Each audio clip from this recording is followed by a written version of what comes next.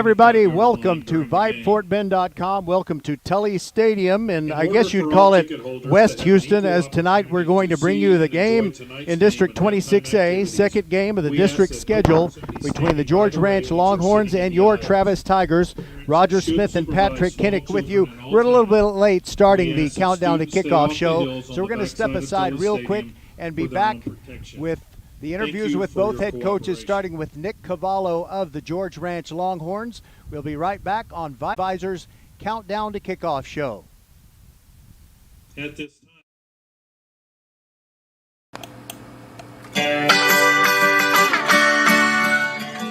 Equitable Advisors, financial professionals know the path to a fulfilling future begins with getting to know who you are and what matters to you most. At Equitable Advisors, they work with people as individuals.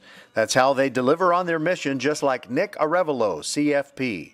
Talk to your local Equitable Advisor financial professional or visit nickarevalo.com. That's NICKAREVALO.com.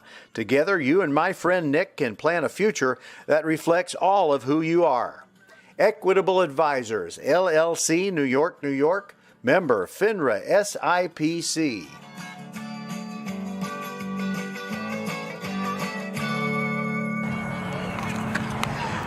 Welcome everybody to the Equitable Advisors Countdown to Kickoff show as George Ranch takes on Travis. We're still early in district play and it's time to visit with Nick Cavallo of the Longhorns.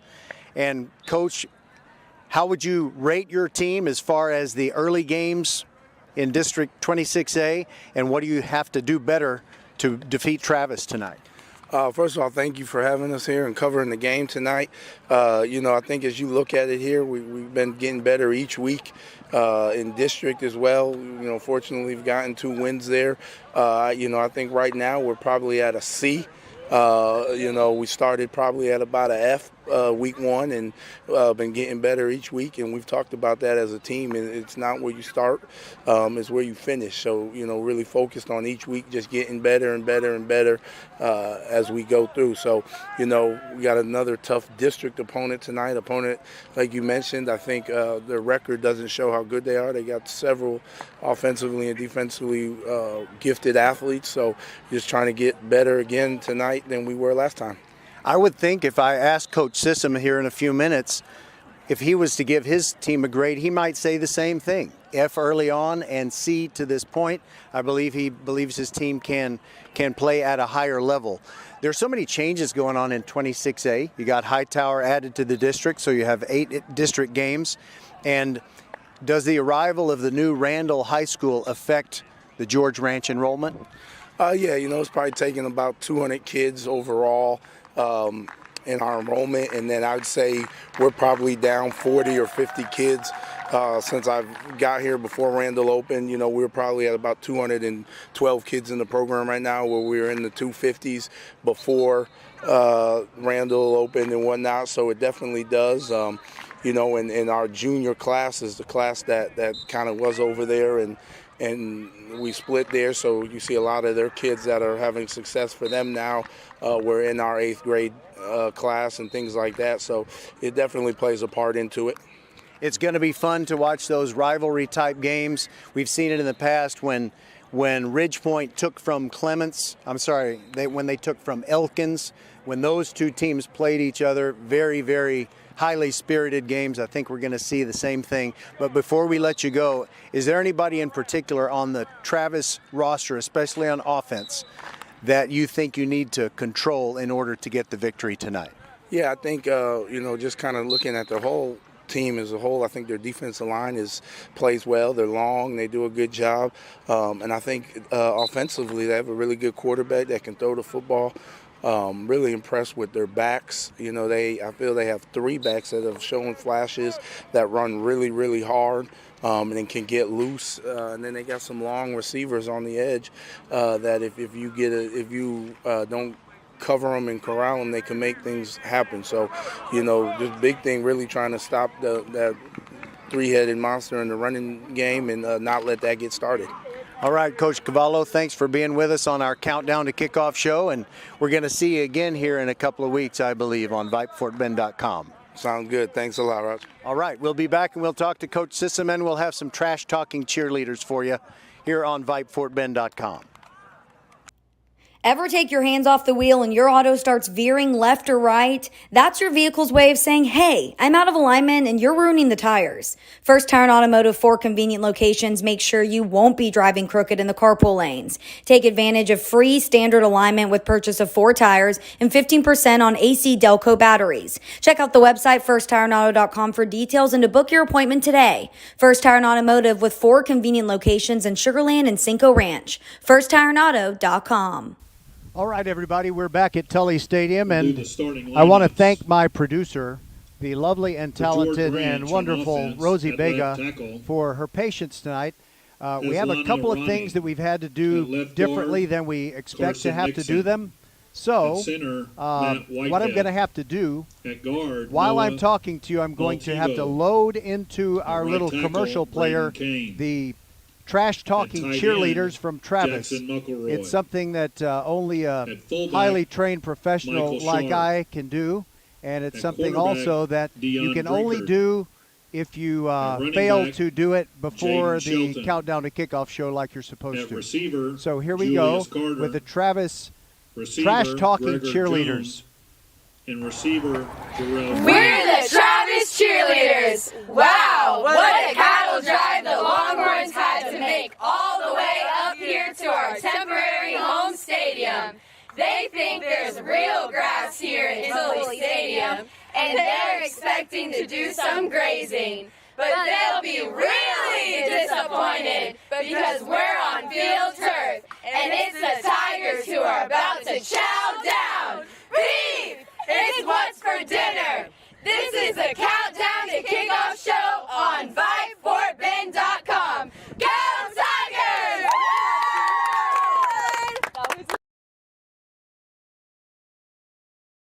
Hey, Becky, what about this beat for your next song? It's cool, but I'm into faster stuff lately, like Xfinity that gives me beyond gig speeds. Got it. What about this then?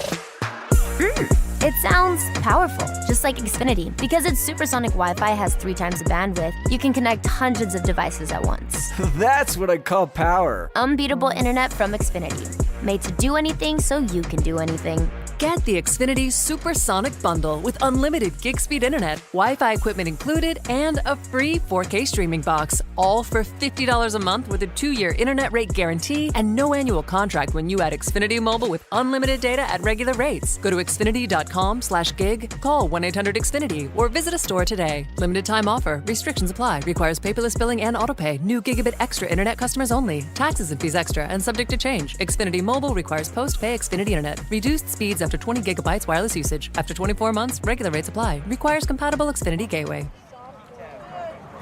Welcome back, everybody. This is the Thursday night version of the Equitable Advisors Countdown to Kickoff show. Travis against George Ranch, and I'm going to talk with Trey Sissom, the Tigers head coach, about something I probably should have talked about the first time. How do you say Mr. Horace's first name? I never bothered to ask. He goes by T. It's real simple.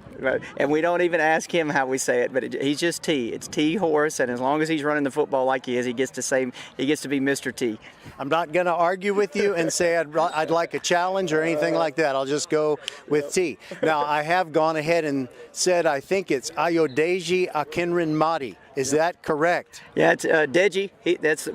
We use the short term for him, Deji, but Akrinmati is his last name. He's actually the brother of Ayo, which was not all of his first name, but Ayo played for us a couple of years back, and it's good to have some brothers in here that we can actually say their names after we practiced for a couple of years. So Deji Akrinmati, T. Horace, and Coach Cavallo over at George Ranch says you have a 3-headed monster at running back.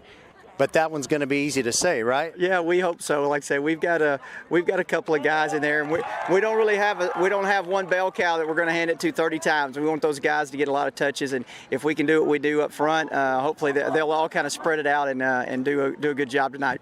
Now, in last week's game, that improved you, that got you the win in District 26A. I started to see the Tigers doing what the Tigers have come to do. They have gifted wide receivers who make breathtaking catches in the clutch to make plays that win games. Is that what you see? Yeah, absolutely. You know, we played some pretty good people the first couple of weeks, and you know, with some young guys up front, you know, those guys that catch those long passes, they do that because we can protect long enough to get it to them, and I think that's the biggest thing for us. Our offensive line play has gotten a lot better, and like you mentioned, our running back play has gotten better. So those guys are running the football. That opens it up for our wideouts, and like I say, with our quarterback putting it on them, we, you know, sometimes we just tell them, look, just give the guy a chance. You know, don't overthrow them, don't underthrow them. Just put it in the zip code that they're at, and let those guys go make plays. Okay, if you're pleased with the quarterback, just make sure you talk to his mom and keep giving the same thing for breakfast and everything else. Absolutely, you know, and I will say that, you know, Drew is he's played really well the last couple of weeks. He's making good decisions with the ball. You know, he's one of the few guys that had some varsity experience on the offensive side, so he's kind of had to take the reins a little bit more the last couple of weeks. And I think that you know, our skill kids have come along with him. And anytime that you have good receivers and you have a good offensive line, the quarterback play gets a little bit easier too. You remember the Cars, the band from Boston that, you know, kind of new wave? Oh yeah, yep. Same thing here. Like I say, we're I don't know about the new wave thing here, but well, I was thinking about a particular lyric. Yeah. They had a song where he said, "Once in a shadow, I finally grew." Yep. And it seems to me like maybe Travis didn't start well, and maybe a lot of people dismissed you.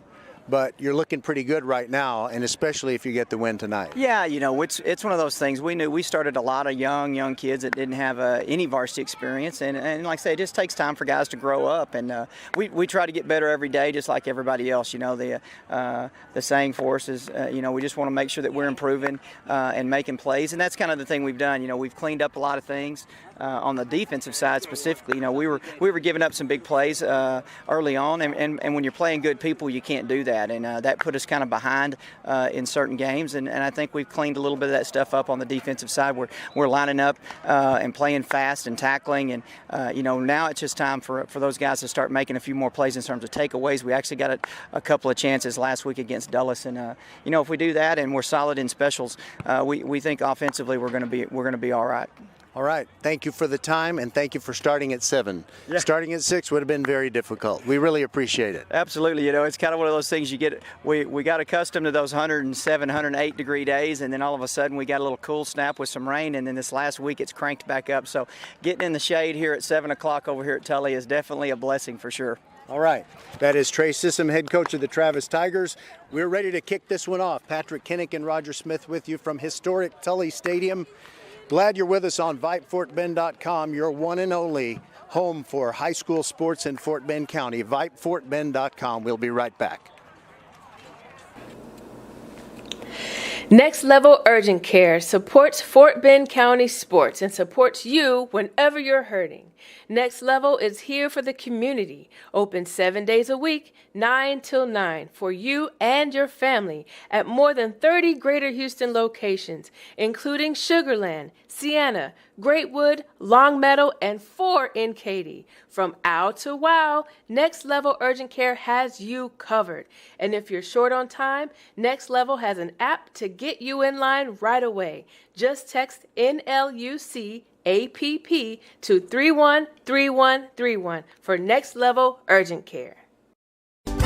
Archer Volkswagen showroom is open, and our team's excited to help you. Visit our sales department Monday through Saturday from 9 a.m. to 9 p.m. Or bring your car in for service from 7 a.m. to 7 p.m. Monday through Friday, and Saturdays from 9 a.m. to 2 p.m. We're closed on Sundays to rest and recharge with our families, so we can serve you well through the week. We hope to see you soon.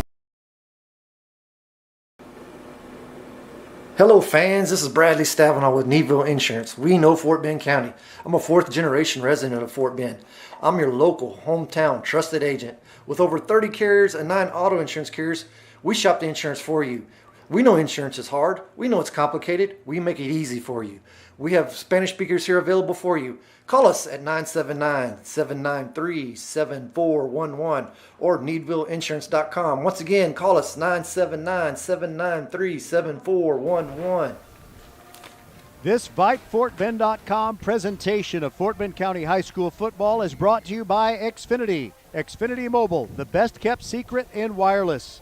By First Tire and Auto, 4 great Fort Bend County locations where you get the best prices on tires and anything your vehicle needs to run at its very best. Visit firsttireandauto.com. By Next Level Urgent Care, more than 30 Greater Houston locations, including Sugar Land, Sienna, Longmeadow for you Travis folks, Greatwood, and 4 locations in Katy. From OW to WOW, Next Level Urgent Care has you covered. By Archer Volkswagen, open since 1956 and ready to serve you. Archer Volkswagen is on Highway 59 South, just inside the Sam Houston Tollway. You will feel like family at Archer Volkswagen. By Needville Insurance Agency. Put hundreds, if not thousands of dollars back in your pocket when the Needville Insurance Agency team shops all those insurance carriers to find the lowest rate for car, home, and flood insurance. Call Bradley Stavanaugh at 979-793-7411 or click needvilleinsurance.com. And Equitable Advisors. It's never too early or too late to get with Nick Arevalo and Equitable Advisors to create a smooth, soft landing into a wonderfully comfortable retirement. Check out Equitable Advisors. All right, Patrick Kinnick, I've been running my mouth a long time, and it's time you got to say something as both teams have come to the field, and soon we'll have the Star-Spangled Banner. Well, hello. How's that for a starter? Folks, I got to tell you, Patrick really saved my bacon. He went all the way back down to the car to get the stuff that we needed to get on the air. We thank you. We have the national anthem coming, Roger, so yeah, that's we'll probably true. have to tip our caps. We'll step aside and be back on VypeFortBend.com. Fort Bend Travis Choir. Hello, I'm Gary Horn with Horn Solutions. We agree with energy analysts that the energy market has stabilized. We anticipate significant merger and acquisition activity. Good resources are scarce. Horn Solutions is positioned to assist you in accounting, finance, IT, and supply chain. Our staff can assist you with outsourcing, or we can supply you with resources to join your staff. Visit hornsolutions.net for details. Gary Horn is a highly successful businessman who has made a huge impact in people's lives, and he loves what he does for a living. That's a big reason why Gary Horn and Horn Solutions support Get a Great Gig. Get a Great Gig is a free job search consultation service that will help you find a job you love, whether it's to make more money or get personal fulfillment in the career of your choice. Email them at getagreatgig@gmail.com or on Twitter at getgreatgigs. Archer Volkswagen showroom is open, and our team's excited to help you. Visit our sales department Monday through Saturday from 9 a.m. to 9 p.m. Or bring your car in for service from 7 a.m. to 7 p.m. Monday through Friday, and Saturdays from 9 a.m. to 2 p.m. We're closed on Sundays to rest and recharge with our families, so we can serve you well through the week. We hope to see you soon.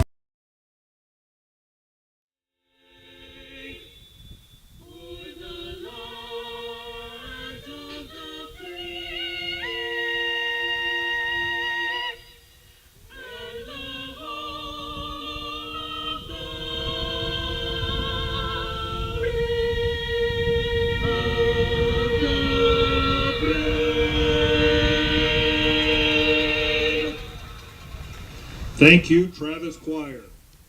All right, as you heard from our friendly public address announcer, that was the Travis Choir singing the Star-Spangled Banner for us. And Patrick, you know, I threw it to you to give you a chance to talk, and then we had to take another break. So you have, I guess, 4 minutes for rebuttal before the game starts. 4 minutes of what? Rebuttal? Rebuttal, yes. I don't have a whole lot to say except it's a beautiful night here, and we're so glad there's a breeze because I think the temperature is still in the 90s up here, and so we're just happy for a nice breeze. One good thing about tonight and today is it's fall. It is officially fall. We've hit that season again. Doesn't feel like it necessarily, but we are happy that cooler weather is on its way. Listen to that. They're talking about us. Vype, Fort Bend. Roger told me he wanted me to give you the keys to the football game, and I'm not the expert, but I'm going to say the same thing for both teams. Run the ball. I know George Ranch is a little more of a running team, but last week, if you recall, when Travis started running the ball, they seemed to be a little more effective. So I think that's a key for them, too, to have a good balance in their offense. And I would throw another Archer Volkswagen keys to the game into the bowl of keys, yes. I guess, and that is that Travis is starting to do what their reputation is, where they've had some amazingly talented receivers such as Steven Sims, who's now a pro, Parker Washington, who's at Penn State. Guys who can make eye-popping great catches two in of the those clutch. last week. Yes. Trying to remember. So we had Robert Sims made one of those. I think it was Brent Johnson, yes. Made a couple of really fantastic catches, which I think the first one kind of turned the game around a little bit and gave Travis a lot of momentum. We got the coin toss, as Roger always says, the ceremonial coin toss. I believe George Ranch is receiving the football. That's right, because as always, Yes. I think it's a new law across our great nation. Yes. If you win the toss, you have to defer to the second half. So Travis, the home team, wearing the all-red uniforms, both the jerseys and the pants. They are trimmed in white and gray. So I said red. I should say scarlet. They're scarlet and gray. And they've got the silver helmets with this scarlet T. And they are going to kick off from the south end of Tully Stadium. The entire field is now covered in shade, so the sun is not an issue. And you said it felt like the 90s. And, hey, this will cool you off. It's 86. Woo, How about 86 that? Dropped a few degrees. And the other good thing about the fall is the visiting team in most of the stadiums no longer has to look into the sun as the game begins. So as the game begins, not only is the field in shade, but the spectators on the far side, the George Ranch Longhorns fans, are in the shade as well, so put the sunglasses away. Travis is already out there ready to kick it, and George Ranch is still huddling there to, I don't know what the final pieces of wisdom are there, but here they come. By the way, 26A has one team in it that has a state football championship in its history, and that is the George Ranch Longhorns, who were Class 5A champions back in 2015, and they won it in NRG Stadium. So for Travis, kicking off is Leo Esteban, and they got some playmakers for George Ranch back to return him. One of them, Trey Carter. He's a great wide receiver, and in the middle among the returners is Javon Randall. And they deliver it to the first guy that I mentioned, Trey Carter, and he reverses his field as he tried to get from the near sideline to the middle of the field, went back to the sideline and ran right into a couple of Travis Tigers, dropped at the 17-yard line, and credit Keith Pyatt on the coverage tackle at the 17. For these Travis Tigers. And also there's another single-digit guy walking down there, number 6. That's Colby Dittler. And by the way, fans, it's harder for Patrick and me to hear each other than it is for you to hear Patrick and me. And sometimes you'll say, what's wrong with those guys? But we're right underneath a speaker, and we're trying to make sure you hear us. You can hear the speaker guy, but we don't want you to, get your ears blown out. I hope that made sense. All right, Dion Drinkard at quarterback for George Ranch, handed it off a slant play to the left. And it's a gain of about 3 yards as Jaden Shelton carries. Junior running back for George Ranch, and Anthony Oliver. I believe he's some kind of relation to Cameron Oliver. What a great athlete he was for the Tigers. Yes, and he made the tackle. And he, if I remember right, he was in on a lot of tackles last week. He was all over the place, and he's starting off right where he left off. Yeah, people probably thought we were just, when in doubt, say Anthony Oliver. Drinkard ready to pass out of the spread formation, and it's a quick slant. Not a slant, a down and out pattern. Short gain as he delivered it to Gregor Jones. Gregor the Overlander Jones. And it's a gain to the 26-yard line, and it's going to be 3rd down and 1. So a short yardage situation already in the game. That's just where the George Ranch Longhorns want to be, on that 3rd and 1. By the way, a nice tackle there by Alton Johnson to stop him short of the first down, but they only have 1 yard to go. Let's see if they can pick it up. 4-man front for Travis. Under center is Drinkard. Turns around, and it's a toss sweep going to the left. And getting the first down and more. 30-yard line, 35, and out of bounds, I think, at the 36. Jaden Shelton on his 2nd carry of the gain, and that's a first down. Jacob Woods on the stop. Think of First Tyrant Automotive for all your car care needs. Check them out at firsttyrantauto.com. And we don't have to wait for the ear-splitting first down 11 call. yards on the gain. Since we're Well, not at Makes it a Mercer 1st and 10 for the Stadium tonight. Longhorns It didn't take long at their 38. to be able to talk about a first down in our sponsor there, Roger. You see, got to it right away, and good job by Shelton that time to get to the outside and find some yardage. And we thank Craig and Nancy Pope for their wonderful sponsorship. Drinkard on first down, drops back to throw. They give him plenty of time. Deep over the middle, caught in stride. This is going to be a touchdown on the deep post. He delivers to Gregor Jones. And very quickly, less than 3 minutes into the game, the George Ranch Longhorns strike for a 62-yard touchdown pass from Drinkard to Jones. And it's 6-0 with 9:47 to go in the first. You know, that play, it was a great pass, and it almost looked like the defender and the receiver were sort of going in slow motion there. It actually looked like there was a little tug by the receiver on the jersey David Michelle of Jones, into but he was able to break attempt away the from extra that point. and catch it in stride, and then he was gone after that. David Michel to kick. He's a lefty, left-footed, and he kicks it up in the air, and it is good. The kick is good. George The score Ranch now, on top, 7-0. George We'll be Ranch back on 7, VypeFortBend.com. Hey, Becky, what about this beat for your next song? It's cool, but I'm into faster stuff lately, like Xfinity that gives me beyond gig speeds. Got it. What about this then?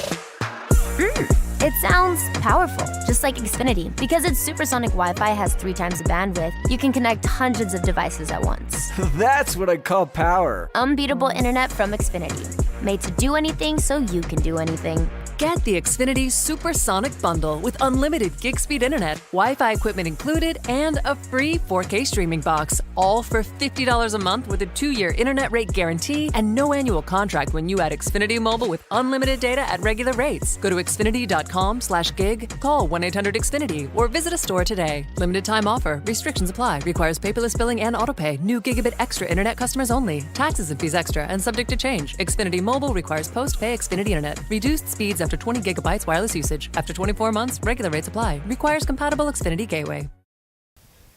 All right, that Archer Volkswagen touchdown scoring drive by the George Ranch Longhorns went 83 yards. It took 4 plays, and it also took 2 minutes and 6 seconds off the clock. And now it is time for the kickoff of David Michel. He might be ready to do a pop-up kick, and it's something of a pop-up kick, but not altogether shallow. From the 17-yard line up the field, this is going to be a good return for Travis, as it's the stud receiver Robert Sims bringing it back. Robert Sims on the return. You know, those guys who receive those Diego Ramirez kickoffs on the and stop. punts, they just have an ability, many of them, to just hit a velocity or a speed quicker than everybody else, and they find those holes, and I guess that's why they're doing the returning, but they just have that ability to do that. Good job by Tigers Sims. will start at the 38. By the way, I blew it, Patrick. I didn't say how far he got. He got to the 38-yard line. Up the middle, T. Horace for a first down run of 13 yards. And by the way, the key of our, the theme of our Countdown to Kickoff show interview with Coach Trey Sissom was pronunciation guide. All right. And it's just T. Horace. All right, so just T. He called him Gain of 13 on the Ty. play, makes it a first The and PA 10 man called him for the Ty. Right, but he's he T. said T. He's T. All right. Not T, Ty. T. Horace. T, not Ty. It's a good run. Now Drew Sissom is going to throw, drops back, throws a little check down out into the right flat, and it's incomplete, in and out of the hands of Horace with Kevin Drew Odikpo Sissom's right pass there was intended to break it for up for George Ty Ranch. Horace falls incomplete. And by the way, the other Kevin Odikpo running coverage. back that has Look out a on the difficult play. to pronounce Makes it a name, second and 10. we're going to shorten it to Deji. Look at his first name here. Deji Akrenmati. Oh, boy. And now it's Horace carrying again over the right side, runs Ty over to Horace tackler, on the but he carry. only gets about 4 yards. And it's going Kevin to Odikpo leave on the stop. the Tigers with about a 3rd and 6. Well, I tell you what, the way Horace runs the ball, you're going to have to bring your A Gain of game, 3 makes your it A 3rd down and game 7. to bring him down, because he is a tough runner. Yeah, once he gets going in the open field, he's pretty fast too, but he's not a real super fast starter right when he gets the football. Sissom looks over at the bench, ball on the right hash mark, Travis going from right to left here in the first quarter and trailing 7-0. Sissom drops way back, steps up in the pocket, trying to run, can't get out of there, and he is dropped. He is sacked. A blitz coming from Trent Turner came off the edge and brought Sissom down, and there had to be great coverage in the secondary, too. He didn't have much time at all, but it looked like Brandon Mays brought the pressure to make Sissom have to step up into the pocket, into the sack. There was not much time for Sissom to survey the field at all there. It's 4th down. They line up in the spread, but Sissom's going to punt, and it's not a good punt. It's going to have a decent result as it rolls to the 23-yard line of George Ranch. The Longhorns get it, already leading 7-0. So that punt is, let's see, what's 47 minus 23? That's 24. Just a 24-yard punt. And it seems to me, Patrick, that almost completely throughout high school football, the distance of the punts never seems to matter anymore. It's all about the direction and just keeping the ball away from playmakers. Yeah, I think that's a smart move in many cases. I've been burned a few times in coaching days by getting the ball to the wrong people on the opposing team. It's like throwing a fastball to Jordan Alvarez. Right. All right, from the 23, Drinkard at quarterback. Hands off on the run-pass option, and running to the left and getting short yardage is Trevion Akins. Or is it? Number Hayden 20. Dinkard on the carry. It's the other Drinkard. It's his brother. Kadarian Smith on the stop. Gain of 1 on the play. It looked like 25. Maybe it was Dion Drinkard. I think they've given him a, well, the PA guy says it was Dion Drinkard, but it didn't look like 3 to me, did No, it? he handed it off, and I thought he handed it off to number 25, but yeah, could I have thought been 25. 15. I don't know. And that's why I said Trevion Akins. But he is. He's a DB according to the. It might have been 15. 15, okay. Which would have been Hayden Drinkard. So there are 3 Drinkards on the team, and the one that just carried it is a freshman. 1 yard gain, 2nd down and 9. And it's a little toss out to the freshman Drinkard. Pass is complete to Hayden Dinkard. It is Dion Drinkard, the junior quarterback, to Hayden Anthony Drinkard, the Oliver freshman on the running back, and he catches it for a gain of only 3, so it'll be 3rd down and 6 for George Ranch. 3rd down and 6. Good job by the Tigers there to limit that play, and it brings up a tough situation, 3rd and about 6 for the Longhorns, who lead 7-0 here in the first quarter. George Ranch is, they just looked almost flawless on their first drive. Now they have a pistol formation, and they have Shelton behind Drinkard. It's a bootleg to the left. He gets rid of it quickly, gets it complete to Noah Williams, and he's going down the left sideline, and he gets into Tiger territory at the 48. Correction, it is Jackson Muckleroy. Jaden McCoy on the stop. No relation to Greg McElroy, who quarterbacked Alabama to a national championship. Gain of 21 on the play. And I wouldn't think so because it's Muckleroy and McElroy. So it was Muckleroy with the catch. 47. He was wide open, Roger. He really was. Was and it was a there. great recognition by Drinkard. He did not panic at all when he started to bootleg around. There was a pass rusher in his face immediately, but he delivered it on target. There is the run to the left. It's Jaden Shelton. He gets 3 before he's wrapped up and pushed out of bounds. On the tackle for your Tigers was Jaden McCoy. Gain of 4 on the play. Makes it a 2nd down and 6.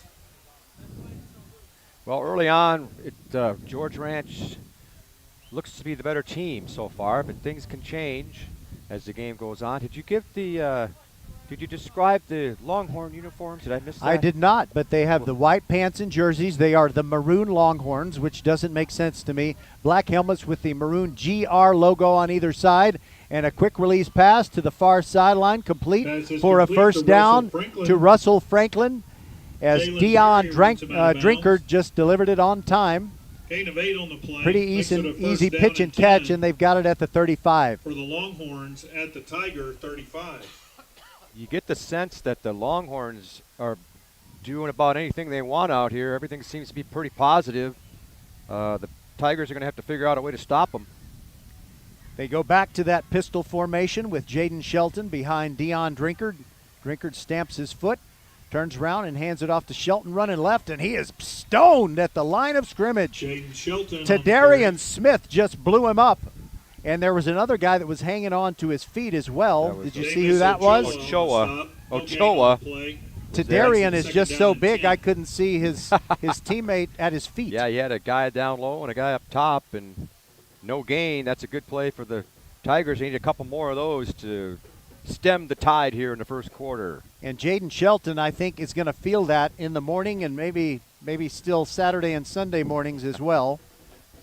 But I'm sure he's got plenty of good carries left in him as well. And Shelton goes in motion, empty backfield. Drinkard blitzed, gets rid of it, and it's a beautiful play, but it's only going to be about a 3-yard gain. Screen pass is as he complete delivered it to his little Drinkard. Freshman brother. And the tackle was made for Travis by guess who? Anthony Oliver. 3rd and 6 coming up for George Ranch from the Travis 31. That play was looking like it was set up pretty well. He had his blockers out there. I just don't think he was able to corral that ball quick enough to make it a bigger play. So here's a big play, especially for the Tigers. Drinkard looks like he wants to pass. Fake short, throws deep, wide open man, but it's too long, and Travis got away with one. Boy. Gregor Jones was wide open, and he would have walked in for a touchdown had the pass been on target, but it was beyond his reach. And you know who's been living right, evidently, is Alton Johnson, because he bit on that down and out see that fake. too? Yeah, he bit on the first move, and he was, by the time he got to the spot he was going to, the receiver was 5 yards past him, and like you said, Roger, that would have been a tiptoe walk into the end zone. You know, he was wide open. And our Travis trash-talking cheerleader said, beef, it's what's for dinner. He was taking a bite, and there was no beef there. There's right. 4th down and 6, and it's a draw play. There goes Shelton fighting for the first down, and he's got it by a yard. Dives across the 25 to the 24. Well, Thomas and Olaroon Femi makes the tackle for the Tigers, but not before he picks up what he needed, 7 yards and a first down. I don't think the Tigers were looking for a run that time. That's part of strategy and part of play calling is for the Longhorns at the Tiger 19. doing the opposite of what they're thinking. Correction, 24. Good blocking by the line, by the George Ranch line there to open up a nice hole for 7 yards. And Jaden Shelton has that great first step to make a play like that work, and they hand it to him again. No, it's a bootleg to the right and a pass incomplete. Olaroon Femi was right in Drinkard's face, and he forced a slightly errant pass intended for McElroy. And on defense for Travis was Jaden McCoy. Second down and 10. He looked like McCoy had a better chance at that reception than the receiver. Gain on the play makes it a second and 10. Meaning that he had great coverage, and he read the play very well there. And George Ranch is a little fortunate there that the pass was too far away even from the defender. I have an observation about the George Ranch bootlegs, but that'll have to wait. As on 2nd down and 10, Drinkard drops straight back out of an empty backfield, flush to the right, looking end zone, fires, and it is incomplete, knocked away. Beautiful Travis play. Alton Johnson did it again. Alton Johnson was lucky that he didn't get burned for a touchdown. Oh, okay. There's a flag. We didn't see that. So it's an illegal formation against George Ranch, and I'm not sure. Well, now I'm sure because I see the official walking. Will make it a second and Travis 15. does accept the 5-yard penalty to make it 2nd and 15. Let me ask you, would you take 2nd and 15 or 3rd and 10? I think it's kind of 6 one way, half a dozen the other, but it's too bad that Alton Johnson play really counts for nothing. It was nullified by the penalty. The receiver was open originally, and then he able to make up ground, and I was wondering if he was going to time his jump right, and he did time his jump right. We have a timeout, Roger. We have a timeout, and we'll take it with them. VypeFortBend.com, 7-0 George Ranch. They'll have a 2nd and 15 when we come back with 2:48 to go in the first. Ever take your hands off the wheel and your auto starts veering left or right? That's your vehicle's way of saying, hey, I'm out of alignment and you're ruining the tires. First Tire and Automotive, 4 convenient locations, make sure you won't be driving crooked in the carpool lanes. Take advantage of free standard alignment with purchase of 4 tires and 15% on AC Delco batteries. Check out the website firsttireandauto.com for details and to book your appointment today. First Tire and Automotive with 4 convenient locations in Sugar Land and Cinco Ranch. firsttireandauto.com. Back at Tully Stadium, the Travis defense goes back onto the field, and it's 2nd down and 15 for the George Ranch Longhorns at the Travis 29. Longhorns lead it 7-0 with 2:48 to go in quarter number 1. Roger Smith and Patrick Kinnick with you. We have a great halftime coming up. We've got Robert Ford, the radio voice of your Houston Astros, the only professional team in Houston that really has a chance to win anything. And we also have Sarah Merrifield of High School Scoreboard Live. She's a beautiful young woman, and I noticed a big rock on her finger, so someone has captured her heart. And we'll talk to her at halftime. It's not Patrick or me. Someone else captured our hearts long ago. Thanks for 2nd down clarifying. and 15. Drinker drops back, steps up, throws the post. Open, caught, touchdown, George Ranch. Gregor Jones was pretty wide open, and it was Alton Johnson trailing the play. So there you go, a touchdown pass of 29 yards, and Patrick, Travis really needs to figure out, number one, how to sustain an offensive drive and get their defense off the field because they've been out there a long time. But when the defense does go back out there, they're going to have to get some more pressure on Drinkard. Yes. And they got to figure out a way to cover McElroy, who's been wide open numerous times. Michelle's extra point kick is a beauty. It has a very high parabola trajectory. It looked kind of like the Gateway Arch in St. Louis. And before we go to the break, Patrick, I want to point out on the bootlegs, Travis has actually played the bootleg pretty well as far as pressure. Each time Drinkard has faked the handoff and turned around, he's had a pass rusher in his face, and he threw one complete the first time they tried it, and Travis was able to force an errant pass, and it was incomplete the second time, but that's something that you would never have been able to see Matt Schaub do. He would have gone down. So Drinkard's a pretty good quarterback. We'll be back. Archer Volkswagen showroom is open, and our team's excited to help you. Visit our sales department Monday through Saturday from 9 a.m. to 9 p.m.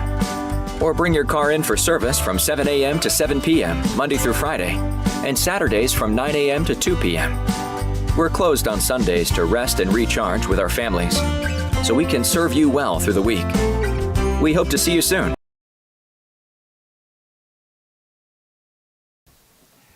All right, I apologize to the Schaub family for that dig at the former Texas quarterback who had no mobility at all. Well, Roger, it's amazing your versatility. You're able to bring in Matt Schaub into the conversation. That was pretty impressive. He did have a couple good years, though. Yeah, but only when he wasn't rushed. Right, he was not and a very the kickoff mobile bounces once, and it is picked up by McCoy down the near sideline. Look out, 35-40, and he's bumped out at the 36. McCoy on the return. Jaden McCoy, the sophomore, he's a talented young man. He's one of those players, Patrick, that right now he's a defensive back for Travis, but he can do so many things and move so well. I wouldn't be surprised if they shifted him into an offensive role at some point, either in his junior or senior year. 18-yard return. Depends on who else Travis has at its disposal. At the 38. Now, I don't know what game it was we were doing. We were commenting how, I'll talk about it in just a second here, commenting on how the team that was behind did not give up on the run game, and they ended up coming back and winning that game. I can't remember which team that was. Drew Sissom hands off to T. Horace, and he runs off the right side, and he runs hard and strong and picks up 4 yards. He had one of the Longhorns on his back for 3 out of the 4 yards, and that was Shelton along with Trent Turner. On the play makes it a 2nd down and second and 6. So what I was trying to say is, in a quick way there, that Travis just can't give up on the run game. Let's, hopefully they can. Well, that's not going to be a good play there, but Travis doesn't. Travis's style does not lend itself to us explaining anything because they play fast, and they did a little quick toss to Horace to the right, and he got no gain. He was bottled up, so Travis with a 3rd down and 6. They really need to convert here. Down 14-0. You don't want to hand the ball back to the red-hot Longhorns offense. Sissom drops back, gets it out of his hand quickly. There's Sims, far sideline, makes a move and rushed out of bounds at the George Ranch 45. and that is what they needed, a 17-yard pickup, Rael Dotson and it's a runs him first out of down. bounds. Think of First Tire and Automotive for all your car care needs. Check them out at firsttireandauto.com. The defender gave him a lot of room there, and there should be an extra man on the field. They should have a penalty on that play. They're not going to call it, though. Nice catch. You got pretty sharp eyes. They did call it, I think. Pass intended for Cooper Atkins falls incomplete. So the pass, which was of no consequence because of the penalty, was intended for Cooper flag on the Atkins, play. and it's incomplete. Well, at the snap, I saw one of the George Ranch defenders trying to get off the field, and he was clearly on the field at the snap. Illegal substitution on the defense. That penalty's been declined. First down. So it was a catch, Roger. Correction, that was a completed Okay. pass So the to penalty Cooper Atkins. ended up not mattering, and so Travis is knocking on the door here. Well, I 21-yard line. should not have said of no consequence. It's of great consequence. The ball's at the 21-yard line, 1st and 10 for Travis. System with an option to the left, pitches to Horace up the field. A flag comes in as he gets to the 12. That's a gain of 9 if it stands, but Patrick is indicating to me with it's like we're playing charades, but he doesn't think the play is going to count. And he's right. Yeah, we had at the point of the cut or the point of attack, one of the linemen was embraced with one of the defensive linemen of the Longhorns, and unfortunately that's going to nullify about a 5-6 yard gain, which would have been a great start to that series, but now it's going to be 1st and 20. You said embrace, and it was not a warm brotherly embrace. It was not a warm embrace. Oh, boy. Result of the penalty makes it a 1st and 25. It's not 1st and 25, but it's not exactly 1st and 20 either. Oh. Quick pass to Sims, and a great athlete is Sims complete to is, but he Robert just Sims. caught it and fell forward for a gain of 1. In those cases, you wish that it was the pro rules where you could get up and still run for some more yardage. Gain of 1 on the play. Because there was nobody. I mean, he could have gotten Makes up, it a but 2nd down Well, and back in 19. our day, Patrick, the Well. fuzzy concrete, we'd say the turf monster got you. yes. Because you could stub the front part of your shoe on that, it would kind of just grab you and pull you down. The field turf is more forgiving. But apparently can still trip you up. Akron Mahdi in at running back for Travis, dropping back his system, lets it go in the flat. He's got his tight end.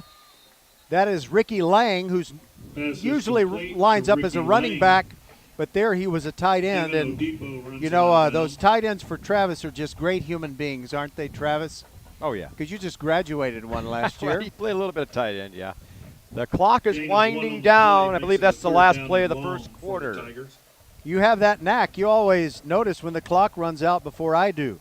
We are done with the first quarter. Travis is in a hole, but driving 14-0. They trail on VypeFortBend.com. Hey, Becky, what about this beat for your next song? It's cool, but I'm into faster stuff lately, like Xfinity that gives me beyond gig speeds. Got it. What about this then?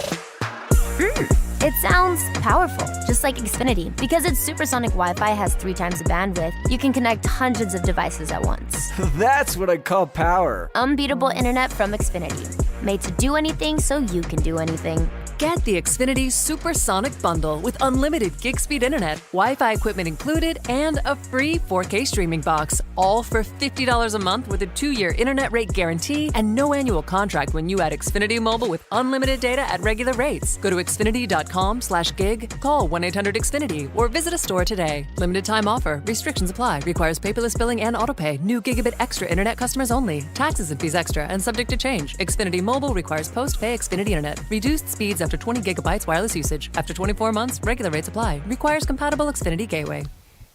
In the most perfect timing you've ever seen, the Travis Tigers are just now getting into their stances as they line up for their 3rd down and 18 play at the 29-yard line of George Ranch. System rolls to the right. He's pressured. He's hit. He's hit twice. The ball comes out. A flag comes down, and Patrick is gesturing again. I think he's going to be right again. Evidently, it's going to be a face mask, and Sissom is down. He's not. Officials timeout on the field. Kind of rolling a little bit, rolling around. I'm not sure if he landed funny or what, but I believe we're going to have a face mask. But more importantly, hopefully Drew Sissom's okay down there.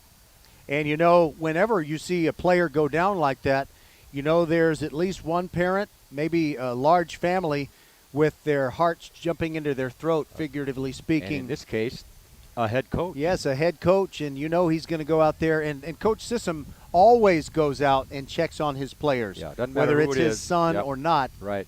But there's got to be a little bit more to the anxiety when you see your boy out there on the field. So he was rolling around quite a bit. Sometimes you can tell which part of a player is injured, but I couldn't really tell on Sissom. It was hard to tell, and if the penalty, back to the penalty, if it stands the way I saw it, it would be an automatic first down for the Tigers. They would have dodged a bullet there, but as we said, we sure hope Sissom can rebound from his injury here. Well, Brett Garcia is the backup. We've seen him a few times already this year, and he's throwing some passes on the sideline. Sissom getting to his feet, and I think pretty soon we'll see Garcia after he throws one more warm-up pass. He will trot out to the field. And you are correct about the first down. It's a personal foul. Play. Personal foul, face mask on the defense. It's an automatic first down. He's really all right. So that kind of bails out Travis because they did not protect Sissom on that play. You know, it's a positive outcome as far as keeping the ball, keeping the drive going. But they didn't shore up the protection on that play. Yeah, he might have got. He's kind of holding his midsection. He just might have got kicked, or he might have got the wind knocked out of him. I'm not sure. As he was spinning around, the second guy hit him, and that might have right. You get hit in the lower back, that can hurt. Now a little flip to Horace, coming right. Stiff arms a man in the backfield, but he has to fight just to get back to the line of scrimmage. And I don't think he did. I think he lost half a yard. Yeah. In there at the end to make the tackle and finish it off was Blake Smith. Carson Mixon on the stop. He worked hard to Also avoid on the play. a further second down loss. and 11. I've noticed with Horace, it seems like he's more effective just up, go straight ahead, get up the field, rather than just trying to go wide like this play. And they give it straight ahead, as Patrick was talking about, to Horace. Horace and he with does the pick handoff. up 2 yards, but it's going to be 3rd and 9. Brendan And Brett Hayes on the Garcia stop. will probably be called upon to throw his first Gain of pass 3 on of the play, night. makes it a 3rd down And they 8. really need to get the first down here. And it was such an unfortunate, all injuries are unfortunate, but the timing there for Travis as they're knocking on the door here to have their starter go out. Let's see if Garcia can step up here. I said 3rd and 9. It's actually 3rd and 8. And they've got to get to the 4. Stepping up as Garcia. Now he's flushed. Now he throws late. And a flag is down. I think we're going to get holding against the George Ranch Longhorns. Sims was almost open. Incomplete. And maybe the Flags reason on the he play. wasn't completely open was a hold on the part of linebacker Trent Turner. And he looks like he's tucking his shirt in again. As if the shirt had been pulled. Defensive pass interference on the defense, number 21. That's an automatic first down. A couple of big penalties they're definitely helping the Tigers. Now they have to take advantage of it. Had the holding not happened, I think he would have been open for a possible touchdown, as Garcia did a good job of, stepping up into the pocket and looked like he was going to run, and at the last minute he threw to Sims, who I think would have been open had the holding not occurred. 1st and goal from the 3. Yeah, they move the ball to the 3-yard line. 1st and goal from right there. Result of the penalty makes it a 1st and goal. for Travis the on the Tigers. right hash mark as they move left to right here in the second quarter. I'd hand it off to Horace. What do you think? Well, they might give it to Lang. Ricky Lang is to the left of Brett Garcia. They send Lang in motion to the right, and they give it to Horace over the left side, smashing and diving to the 1. Ty Horace on the He carry. just run over the first tackler, and that was Trevion Akins.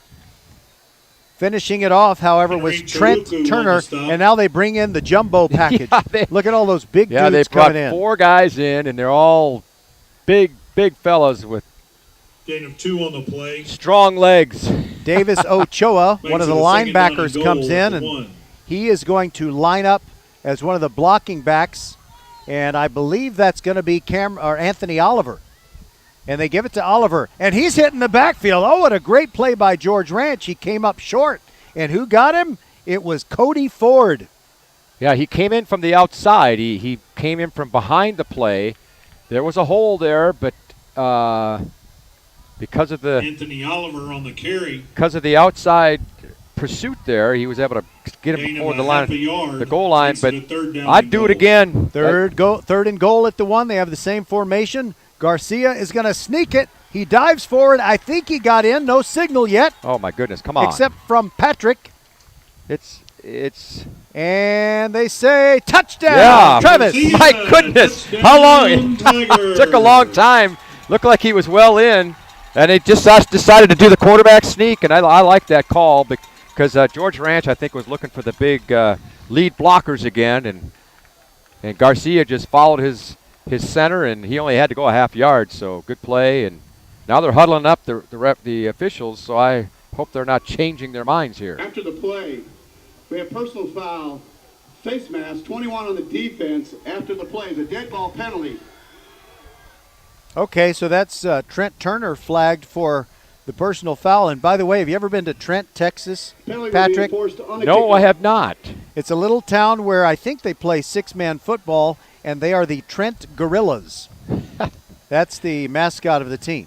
Well, I'll be darned. All right, so you got Anthony Rivera ready to kick for Travis out of the hold of Brett Garcia, who came in on that touchdown scoring drive to replace Drew Sissom at quarterback. Low snap. Garcia gets it down. It is blocked. It is loose. And it's a scrum battling for the football. Travis recovered it. And the important thing there, if you take the block as a given, is don't let it be scooped and taken 2 points the other way. Exactly. All right. So new score. George Ranch 14, Travis 6. We're back on VypeFortBend.com. Hello fans, this is Bradley Stavenall with Needville Insurance. We know Fort Bend County. I'm a 4th generation resident of Fort Bend.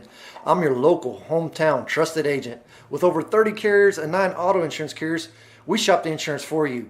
We know insurance is hard. We know it's complicated. We make it easy for you. We have Spanish speakers here available for you. Call us at 979-793-7411 or needvilleinsurance.com. Once again, call us 979-793-7411. Equitable Advisors, financial professionals know the path to a fulfilling future begins with getting to know who you are and what matters to you most. At Equitable Advisors, they work with people as individuals. That's how they deliver on their mission, just like Nick Arevalo, CFP. Talk to your local Equitable Advisor financial professional or visit nickarevalo.com. That's NICKAREVALO.com. Together, you and my friend Nick can plan a future that reflects all of who you are.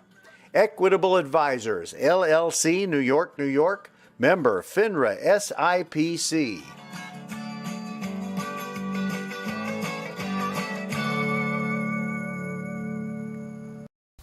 And Trey Carter are deep. All right, so it's going to be Esteban to kick off for Travis, who has gotten within 14-6 after that touchdown, followed by a missed extra point try. And it's from the 45, and they try a surprise onside, but George Ranch is ready, and it's recovered at the 29-yard line. And Trent Turner, that's appropriate. He's the reason that the Travis Tigers were able to kick off from the George Ranch 45, but he made sure that Travis didn't get a new possession. That was a good idea to do that because they were kicking from such a close range, except the kick just didn't bounce at all, and it went right into the hands of the Longhorn return man. 14-6. The Tigers needed that touchdown. Let's see if their defense can step up here. Drinkard at quarterback and Jaden Shelton lined up next to him to his left. Give to Shelton, running right. And he turns it up near the numbers. He's got great yardage, and he's almost into Travis territory. He's down at the 49-yard line. Jacob Woods on the stop. Jacob Woods made the tackle for Travis. Gain of 19-yard pickup and a first down. Think of First Tire and Automotive for all your car care needs. Check them out at firsttireandauto.com. Okay, Roger, I got a question for you. I hope I have an answer. How do you know when you have a good hole to run through? Think about that, and we'll talk about it after this play. All right. Another give to Shelton. He makes a couple of moves to get out of the backfield. Oh, he is he's very elusive, and he Jaden picks up Shelton on the 8 carry. on a play that looked like it should have been a 2-yard pickup. That was a lot of Brand Hutkins on the Shelton stop. doing the work there, but you Gain know of you have a 1 great hole when the lead blocker can go through the hole and have nobody to block. Yeah. That's what happened on that play prior to this one. There was nobody for the lead blocker to block, and I don't know, what did they get, like 14 yards on that play? 19. 19, on the sorry, previous one, on the yeah. previous play. But that was a huge hole. Now it's 2nd and 2 again here. So Shelton got 8, and that is a 2nd and short situation, and a lot of things you can do as an offense. There's a fake, and Drinkard keeps it. He's got some pretty good moves himself, and he runs for 8 Deion more Drinkard yards on the keeper. and another first down at the 35 of Travis. You know what Tomlinson you had said Lafini earlier, on the stop. you know, Travis, you got to get the Travis defense off the field. They've been on the field a long time. I always get a kick out of that because what's Gain the of what's 8 the yards. one way you can get Makes off it a the first field? and 10 for the Longhorns. Stop them. Stop You know, I mean, it's really up to the 36. defense to get off the field by just making a stop, and they haven't done it yet tonight. Wow, those Travis defensive players are going to have to get some electrolytes in their system at I halftime. bet, They've been yeah. out there a long time. There goes Shelton again, and it's not Jaden an Shelton overwhelming on the carry. handoff. Just a good, solid 4-yard run over the left side. Allen on Olaroon the Femi stop. makes another tackle for Travis. And I like saying Thomas and Olaroon Femi because I love Gain of his 3 mom. on the play, makes it a 2nd I got and to 7. teach with her in A-Leaf, and Well, you her name is not Yemi, but that's what we call her. Yemi Olaroon Femi. That name just rolls off the tongue for you. But the Longhorns have had very few negative plays tonight. A lot of positives. Yeah, they really have been ahead of the sticks instead of behind. Bootleg, Drinkard throws deep over the middle into a crowd, tipped and incomplete. Now, that was good coverage that time by the Travis Tigers, and it's almost As intended intercepted. for Jarrell Green falls There were incomplete. 2 Longhorns and 2 Tigers, Jalen all Perry right there where the covered. ball came down at the 10-yard line. No gain on the play, makes it 3rd down and 7. I think the first game we did with Travis, they had 2 unfortunate defensive plays where they tipped it, made great defensive plays, and the tip pass ended up being completed. And that time, luckily for them, it did not get completed. 3rd and about 7 here.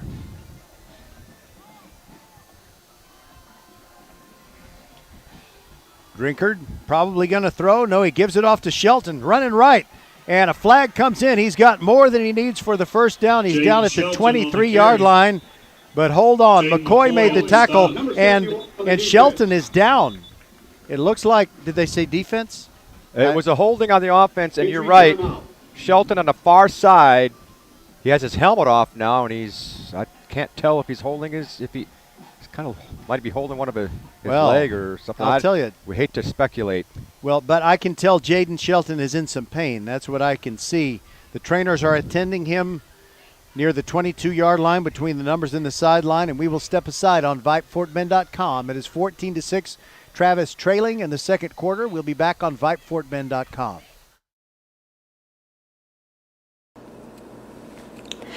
Next Level Urgent Care supports Fort Bend County sports and supports you whenever you're hurting. Next Level is here for the community, open 7 days a week, 9 till 9, for you and your family at more than 30 Greater Houston locations, including Sugarland, Sienna, Greatwood, Longmeadow, and 4 in Katy. From ow to wow, Next Level Urgent Care has you covered. And if you're short on time, Next Level has an app to get you in line right away.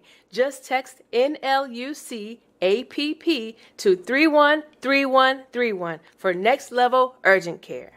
Ever take your hands off the wheel and your auto starts veering left or right? That's your vehicle's way of saying, hey, I'm out of alignment and you're ruining the tires. First Tire and Automotive, 4 convenient locations, make sure you won't be driving crooked in the carpool lanes. Take advantage of free standard alignment with purchase of 4 tires and 15% on AC Delco batteries. Check out the website firsttireandauto.com for details and to book your appointment today. First Tire and Automotive with 4 convenient locations in Sugarland and Cinco Ranch. firsttireandauto.com. Jaden Shelton got off the field for George Ranch on his own 2 feet, but he's not moving very fast. Hopefully he's going to be okay. Well, he was penalty was makes hopping it a off third the field down to begin with. and When he got to the 8 and sideline, he 17. started putting pressure on the leg, and now he's walking, and he's got a little bit of a limp, but it almost looks like we might see him back in the ball game later. Well, I sure hope so. Yeah, he's and, a very talented runner. The Longhorns have had a lot of positives tonight, but I'll tell you what, the coaching staff are going to be barking about these penalties at halftime. 3rd down and 18, Drinkard to pass. They give him plenty of time, and he throws it deep down the middle, up in the air and incomplete. There was some contact, but no flag. Gregor Jones, the intended receiver. Dante Penn in coverage. Makes it a 4th down and long. Dante Penn on the coverage for the Travis Tigers. And for the first time tonight, George Ranch has been forced to punt. So the Tigers were able to hold them that time, and that coverage was pretty good. It was, like you said, a little bit of contact, maybe incidental, but it was good. He was on his hip that time, and here comes a punt. David Michelle does the punting as well as the place kicking for George Ranch, and he's standing at his own 44. Good snap. He gets it away. The left footer, high hanging punt, and Jaden McCoy lets it bounce.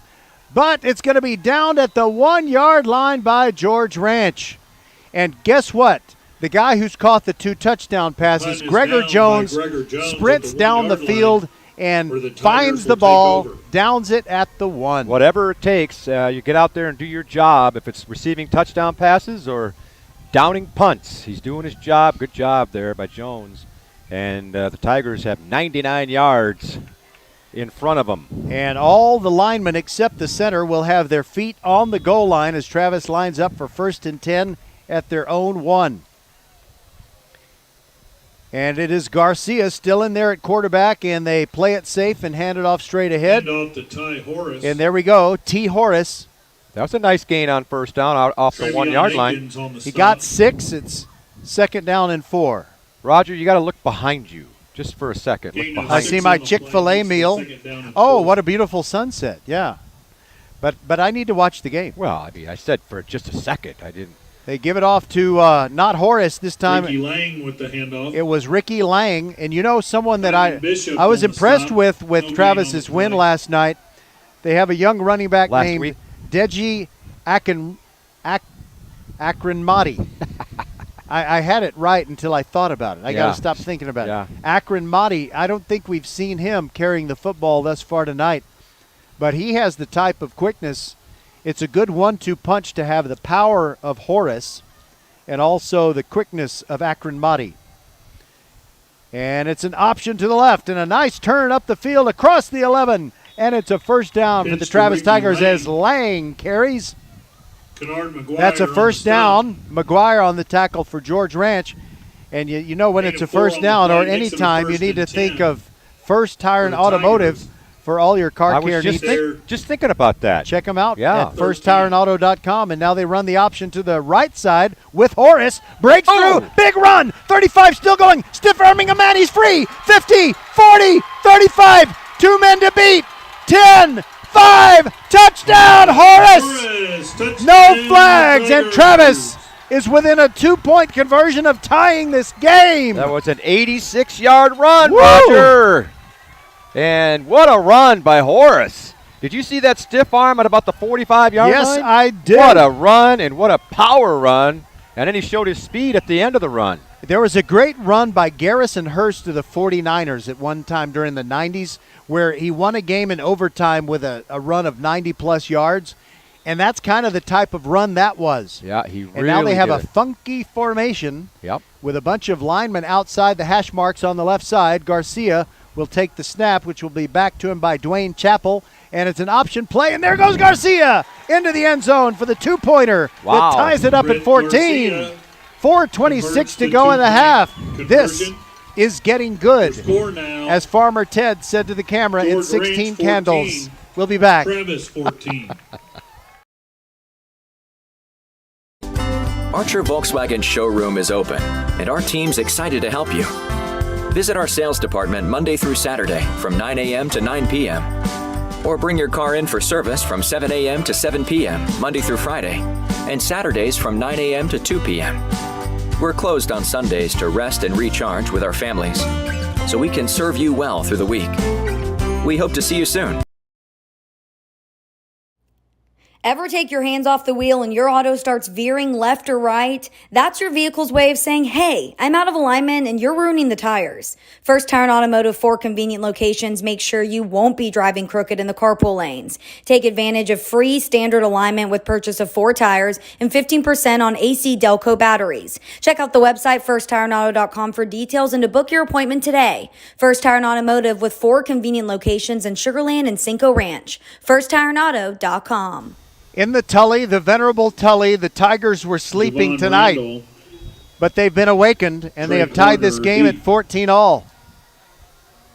There are no Lions in either Fort Bend ISD or Lamar Consolidated. All right, Esteban kicks off for Travis. He kicks it pretty deep, and it will reach the end zone. It'll bounce, and going to bring it out is young Drinkard. Running to the right, running to the left, across the 20, still going. And a good run out to the 22, but a flag comes in late. We'll see what that's for. Correction, it was Carter on the kickoff return.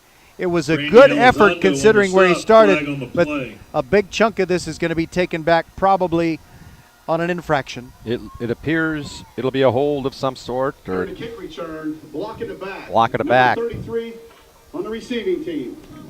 A lot of times those penalties like that, a lot of times they don't even affect the play. Like the runner is on one side of the field and there's, the guy's 15 yards away making an illegal play. I'm not sure exactly where the block was on that play, but Patrick, unfortunate for the Longhorns.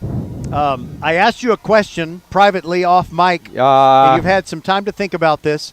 During the Countdown to Kickoff show, I was asking Coach Sissom a question, and I framed it with a song lyric where it is, once in a shadow, I finally grew, and I want to see if you can tell me. I had a thought in my mind, and now I've lost it. I'll give you a hint if you need it, but just think about that. It's an 80s band that had a very unique sound, put it that way. And I'll give you a further hint if you need it. I've got a melody in my head, but I got to get the words here. It's all I can do not to tell you more. I know. It's all I can do. That's the name of the song. Oh, there you go. Yes. I know. That's all right. What I was thinking. But I took us down a rabbit hole. So now back to the game. The penalty moves the ball back to the George Ranch 11. The Longhorns trying to get the momentum back with 4:18 to go in the half. They've just given up an 87-yard touchdown run by T. Horace. He started right. He angled toward the numbers.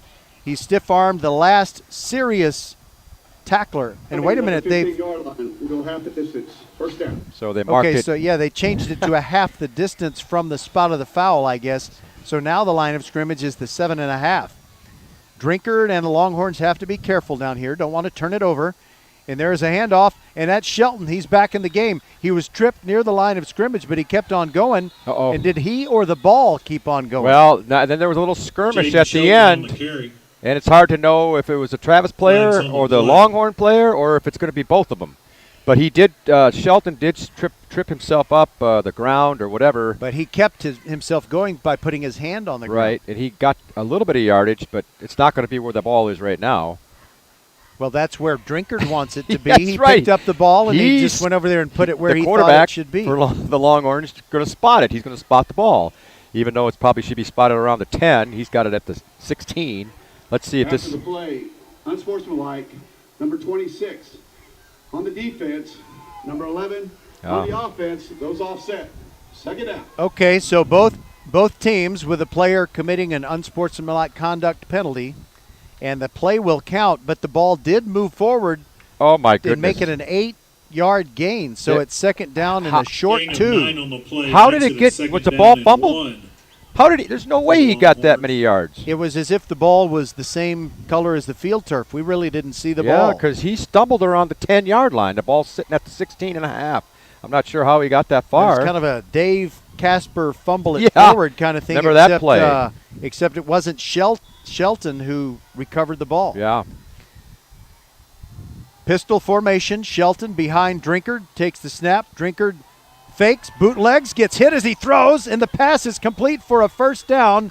Only a 2-yard gain, however. Great play, Jaden McCoy, as he immediately dropped McElroy like a bad habit. Who was the man who was putting on the rush? Number 7. My buddy, Thomason Olaroon Femi. He almost got the sack, and then the defender was almost able to possibly get an interception, but it was a perfect pass. I guess I've known his mom since he was 15. No, 11. More like 11.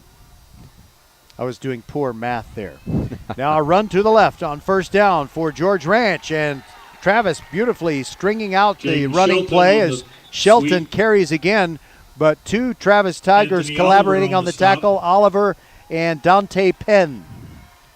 So, Roger, I don't know if we gain of 2 on the play. I don't know if we emphasized this enough, because on that 87-yard run by Horace, that drive started at the 1-yard line. It sure did. It was a 99-yard drive featuring the long 87-yard run, but that we were just talking about how they had to go 99 yards, and they sure did in a quick hurry, too. Dion Drinkard making a hand gesture. Now there's a whistle and a timeout taken by George Ranch. We'll take it with him and be back. Tied at 14, 2:39 to go in the half. Hey, Becky, what about this beat for your next song? It's cool, but I'm into faster stuff lately. Like Xfinity that gives me beyond gig speeds. Got it. What about this then? It sounds powerful, just like Xfinity. Because its supersonic Wi-Fi has 3 times the bandwidth, you can connect hundreds of devices at once. That's what I call power. Unbeatable internet from Xfinity. Made to do anything so you can do anything. Get the Xfinity Supersonic Bundle with unlimited gig speed internet, Wi-Fi equipment included, and a free 4K streaming box, all for $50 a month with a 2-year internet rate guarantee and no annual contract when you add Xfinity Mobile with unlimited data at regular rates. Go to xfinity.com/gig, call 1-800-XFINITY, or visit a store today. Limited time offer. Restrictions apply. Requires paperless billing and autopay. New gigabit extra internet customers only. Taxes and fees extra and subject to change. Xfinity Mobile requires post-pay Xfinity internet. Reduced speeds after 20 gigabytes wireless usage. After 24 months, regular rates apply. Requires compatible Xfinity gateway. All right, we're back to action. George Ranch with a 2nd down and 8. Drinkard, empty backfield, drops back, throws the screen. This is going to be a good play across the 30. Big play, McElroy, running to his right. 40, 45, he's free. He may go one man to beat. It's Oliver. Can't. He almost tripped him up, but he keeps going. And it's going to be down at the 3. McElroy on the reception. Down at the 3 because Jaden McCoy did not give up on the play. But there's a flag, and where is that flag, Patrick? A flag is, by the way, Patrick was trying to talk without his headset on. I think there was possibly an illegal block around the 30-yard line, but I don't see the flag there, so I'm not sure. Didn't the PA guy say there was a flag? I thought he did, but maybe let's see if we have an announcement here. He's going to say something. During the play, official ran into a student on the sideline. That's a penalty against the offense. How about that? A penalty against the offense. The official ran into it said a student on the sideline. Okay, but the ball is at the 3. Aren't they going to walk off a penalty now? They're going to have to, but see, there is a rule that you have to be a certain distance off the sideline. You can't be really at the sideline boundary. You have to be back. How many yards is that, Roger? Maybe 2-3 yards off. Well, they have that 6-foot stripe in the bench area. You're supposed to be back there. Of course, most coaches are out right on the sideline, but he said a student, so there might have been I don't know who was down there on the sideline of the George Ranch. Well, here's Longhorns, what I know. I know the principal of George Ranch is Heather Patterson. She'll be talking to that student. Well, and so there's a rule that if the referee runs into somebody on the sidelines in their path, that is a penalty, and they have not marked it off yet, but if it did happen, indeed, it would be a penalty. But they're not marking it off yet. They haven't marked it off. I guess, is it a warning thing? Because they've got the ball at the 3. Sometimes they do give a warning to start with, and maybe they did give no, they're going to mark it off now. Here we go. Okay, finally, the umpire starts walking it off, and Don Martinez, the referee, might say he's already said what it was for. I don't think he's going to say anything else. Yeah, we've seen a lot of penalties against the Longhorns. The result of the penalty will make it a 1st and 10. 1st and 10 at the Travis 18. They're going to have a 18. Well, here they go. I formation. They got a big guy blocking in front of Shelton now. And now we have a timeout taken by. Or let's see here. Well, I think it's an official timeout. Is one of the linesmen is running over to referee Don Martinez, and now they're having a little convo. Which I think he got the ear. One of the coaches over there for the Travis Tigers got into his ear. Maybe he's saying it should be marked off from the spot of the foul, or whatever, because they took it from the end of the play. And now referee Don Martinez, after talking to one of his crew members, is over there on the far numbers talking to Nick Cavallo of George Ranch. And Cavallo is gesturing as if he might not be overly happy with the conversation. But yeah, he's being a class act, but he's not happy. Yeah.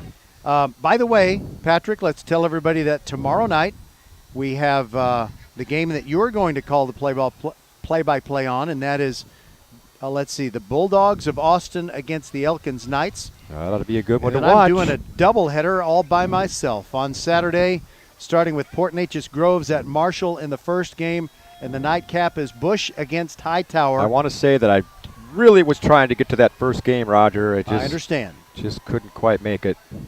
All right, the ball is at the 18, and it's 1st and 10 from right there, and there's a toss to Shelton. Good blocking. He goes 5-6 yards before he even gets touched, and he's down at the 14-yard line. It's safe to say that leg is okay. On the stop. After he took that injury, he's looking pretty strong, and the footwork looks good, and that play was indicative of that. Now, I Roger, said it was 1st and 10. They've decided it was a goal-to-go situation. So that's interesting. I didn't now realize that. Yeah, 2nd and goal, not 2nd and 6, but 2nd and goal for George Ranch on the right hash as they move right to left with 1:21 to go in the half.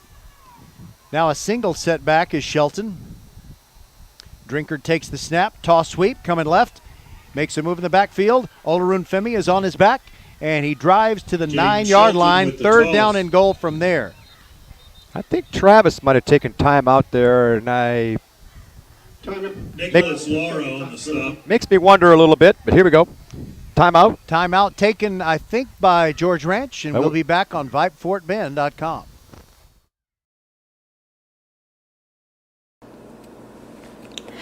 Next Level Urgent Care supports Fort Bend County sports and supports you whenever you're hurting. Next Level is here for the community, open 7 days a week, 9 till 9, for you and your family at more than 30 Greater Houston locations, including Sugarland, Sienna, Greatwood, Longmeadow, and 4 in Katy. From ow to wow, Next Level Urgent Care has you covered. And if you're short on time, Next Level has an app to get you in line right away. Just text NLUC APP to 313131 for Next Level Urgent Care. We see all you do to get work done, whether it's keeping your office clean or redesigning your space for 3 or 300. Our business is to keep business going. Buy online and pick up in store, or get free next business day shipping at Office Depot, Office Max, and OfficeDepot.com. We want to thank the folks at Office Depot, Southwest Freeway at Williams Trace in Sugarland, taking care of business every day so we can bring you Fort Bend County High School sports every week. Big play here. The ball is marked at the 10. That's where Olaroon Femi tackled Shelton on that last play. 3rd and goal from right there in a 14-14 game. 1:08 to go in the half. There goes Shelton in motion, empty backfield. Drinkard looking right. Hit as he throws. It's incomplete. And who got him? Whoever got him should be, could be arrested for assault if this wasn't a football game. Temi Osanaiki. That was a well-timed blitz, and I would like to see the replay on that. I mean, I guess it did look like he was passing it, but boy, the timing there, it almost looked like it could have been a fumble. But a field goal attempt for the lead here. The reliable Michelle is coming onto the field for a 27-yard field goal attempt from the left hash mark. Left-footed kicker looks at the uprights. Now the snap and hold are good, and his kick is a beauty. Right through, 17-14, George Ranch regains the lead on VypeFortBend.com. We'll be right back.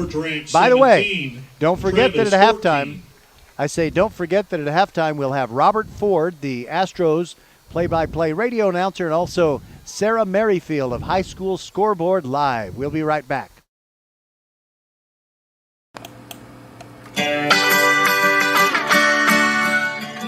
Equitable Advisors financial professionals know the path to a fulfilling future begins with getting to know who you are and what matters to you most.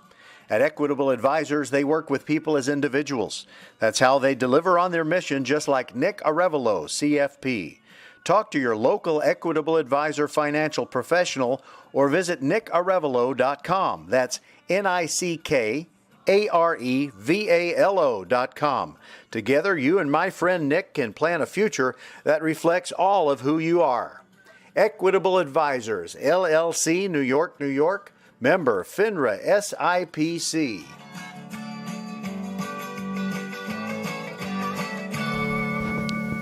We got a good one going here, Patrick. 17-14, George Ranch leads Travis. Travis will get the ball to start the second half, but they still have 57 seconds left to do something and perhaps tie this game or take the lead. And one of the big stories of the first half is Drew Sissom took an injury, and I'm looking for number 1 on the sideline. I don't see him. I do see a player without a jersey, and his pads are off. Michelle's kickoff is short, caught at the 26 in a 4-yard return by some poor soul, Cooper Atkins of Travis, and he had a lot of courage to catch that pop-up kick. He could have fair caught it, but he helped his team. You never know when 4 yards will be the difference in scoring or not scoring before the end of the half. That's exactly right, and they proved the last series they didn't need a whole lot of time. And you mentioned Sissom, and Brett Garcia is back out there, so Sissom still sidelined. Ricky Lang changes direction as he tries to go up the field. He's free! 50, 45, 40, still running, and run down from behind at the 32. Oh, what a great play to start that drive. 42 seconds to go in the half. And Travis, you know, it's a lot more doable now that they're at the 31-yard line of George Ranch. 28. Okay, just yeah. inside the 30. Great run. He shot through that hole quick. And there is a handoff to Lang, and he tries to cut outside again. He almost escaped, but he's thrown down for a loss of 3. And I think that George Ranch is going to take, or rather Travis is going to take a timeout as Kevin Odikpo in on the tackle, and we will keep it right here as we have 27 seconds to go in the first half. The ball at the 31. It's going to be 2nd and 13 when Travis lines up again. So, let's see, did you mention how long of a run that was? That was about what? Yeah, if it went to the 28, I think the line of scrimmage was the 30. A 42-yard run? 10, 20, 30. Yeah, 42-yarder. And so he scampers for 42. They rush to the line of scrimmage, and they hand it off to him again. Yes. So you wonder sometimes, you know, if they, you know, the guy's probably pretty tired, and he was able to try to scramble for some yardage, but he lost 3 on that play, on that second play of the series. But they still have 27 seconds to play in a half and a timeout or two, and they can still make something happen. One thing I noticed here at Tully Stadium, which is a great facility, love Tully Stadium, but they only have one scoreboard. Are we spoiled? That is true. Only one scoreboard, yeah. We might be spoiled by having 2 scoreboards at a lot of these stadiums. All right, 2nd and 13. Garcia in the spread. Drops back. Here comes the rush. He steps up. He fires it deep down the middle, and it is incomplete. And he had a well-covered receiver. Sims was down there, but he was kind of bracketed. One of the guys that had him was Colin McLemore. And the other guy is standing with his side to us. And 12. Yeah, he wasn't open that time, but went for the gusto. And okay, the poor PA guy says 12 was also on the coverage. There is no 12 on the roster. Oh, boy. But we do have the video guy up here. Anyway, 3rd down and 13. Garcia throws for the corner, and it's a jump ball. Incomplete. Whoa. What a nice play. I think it was 9 on 9. Dwayne Chappell and Adrian Falkway there for the defense. Russell Franklin. No, it's Falkway.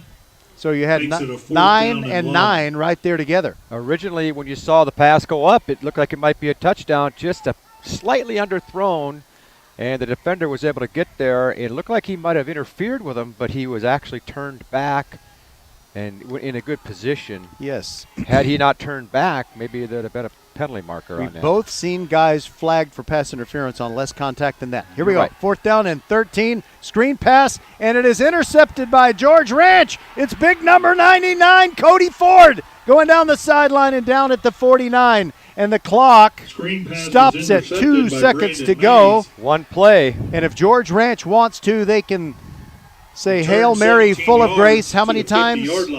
How many times you say it? What do you mean? Don't you say it multiple times? Hail Mary full of grace. The Lord is with thee. Blessed art thou amongst women, and blessed is the fruit of thy womb, Jesus. But you say that from start to finish, and you only have to say it once, right? Well, yeah. But nobody could say it eloquently during the hang time of a long thrown pass. If Aaron Rodgers throws it, when he throws one of those loopers, remember the one time he threw it in Detroit or something? They said it almost hit the roof. It was so high. You know, one of those you could say a Hail Mary. Yeah, I think they're going to just, if there's nothing really to lose here, to throw it up there. We got 2 receivers coming to the left and 1 to the right, and let's see what they do. I'll be disappointed if they don't try to score. I'll see if I can get a Hail Mary in. I mean, what do you got to lose? While the pass is in the air. Hayden Drinkard, his big brother bossing him around, telling him to move over. It's a draw play. No, it's a keeper. There goes Dion Drinkard, and he is going to be tackled at the 40-yard line of Travis, and so ends the first half. It's been an action-packed half, and the two teams will go to the locker room with George Ranch leading Travis 17-14, and we'll be back with Robert Ford, the Astros' fantastic play-by-play radio guy, when we return on VypeFortBend.com.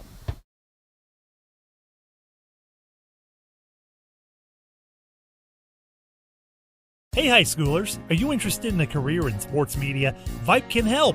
Launched in 2017, our Vype U Ambassador Program is a one-of-a-kind educational scholarship program that offers high school students a chance to gain hands-on experience in the sports media field. Vype U also gives students a platform to build their portfolio of creative work under the guidance of Vype's seasoned professionals. From covering games to publishing photos, writing articles, and conducting on-camera interviews, each Vype U ambassador receives an immersive experience geared toward their interests, while promoting their own school and preparing them for their future. Email info@vypemedia.com to find out more about Vype U today.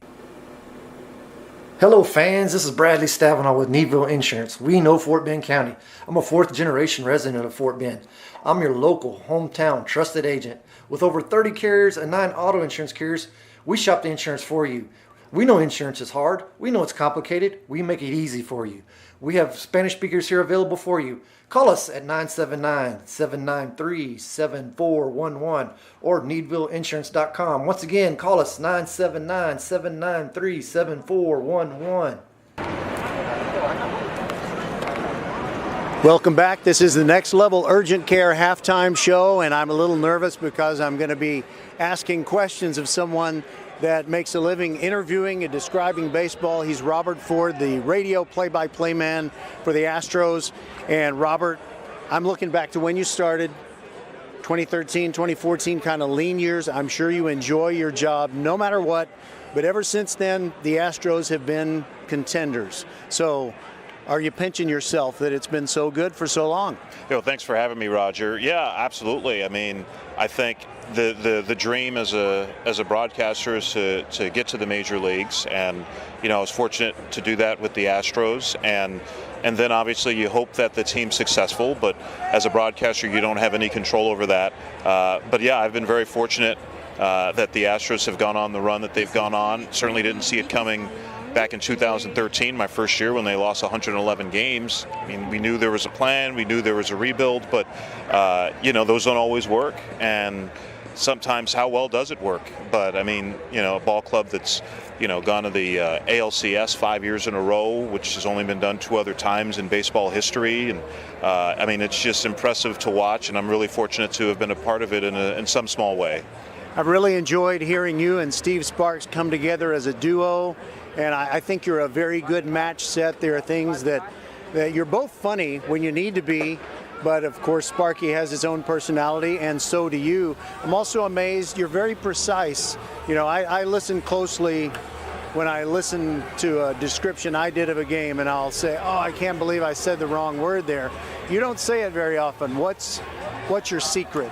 Well, I do all the time. But I think, one of the nice things about doing baseball, and I think I almost treat it similarly to the way a position player would, where, there are times when things didn't come out quite the way you wanted them to, or, you maybe fumbled some words, but it's on to the next play, the next at-bat, the next game. And since baseball's every day, that comes really quickly.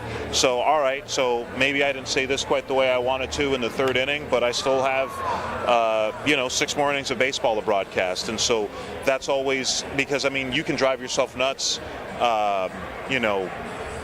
letting it eat away at you when you make a mistake. And a lot of times, as a matter of fact, most of the time, I think, what you may think is a mistake, most people don't even know. Most listeners don't even know, but as a broadcaster, because I think most broadcasters, if they're any good, hold themselves to a higher standard. So, that's what matters to you. But yeah, I think you just try to go on to the next sentence and to describe the next play, and there are always several of them in a baseball game, and again, you have them every day. What were some of the steps you took in your career? Did you have some of those stories about maybe sleeping in your car to make sure that you could make it to both games that were not too long of a duration apart? Anything like that?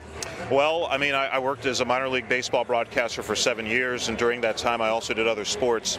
And I had one winter, my first year I was the radio broadcaster for the Binghamton Mets, AA affiliate of the New York Mets, for 4 years. My first year there was 2005, and I was a seasonal employee.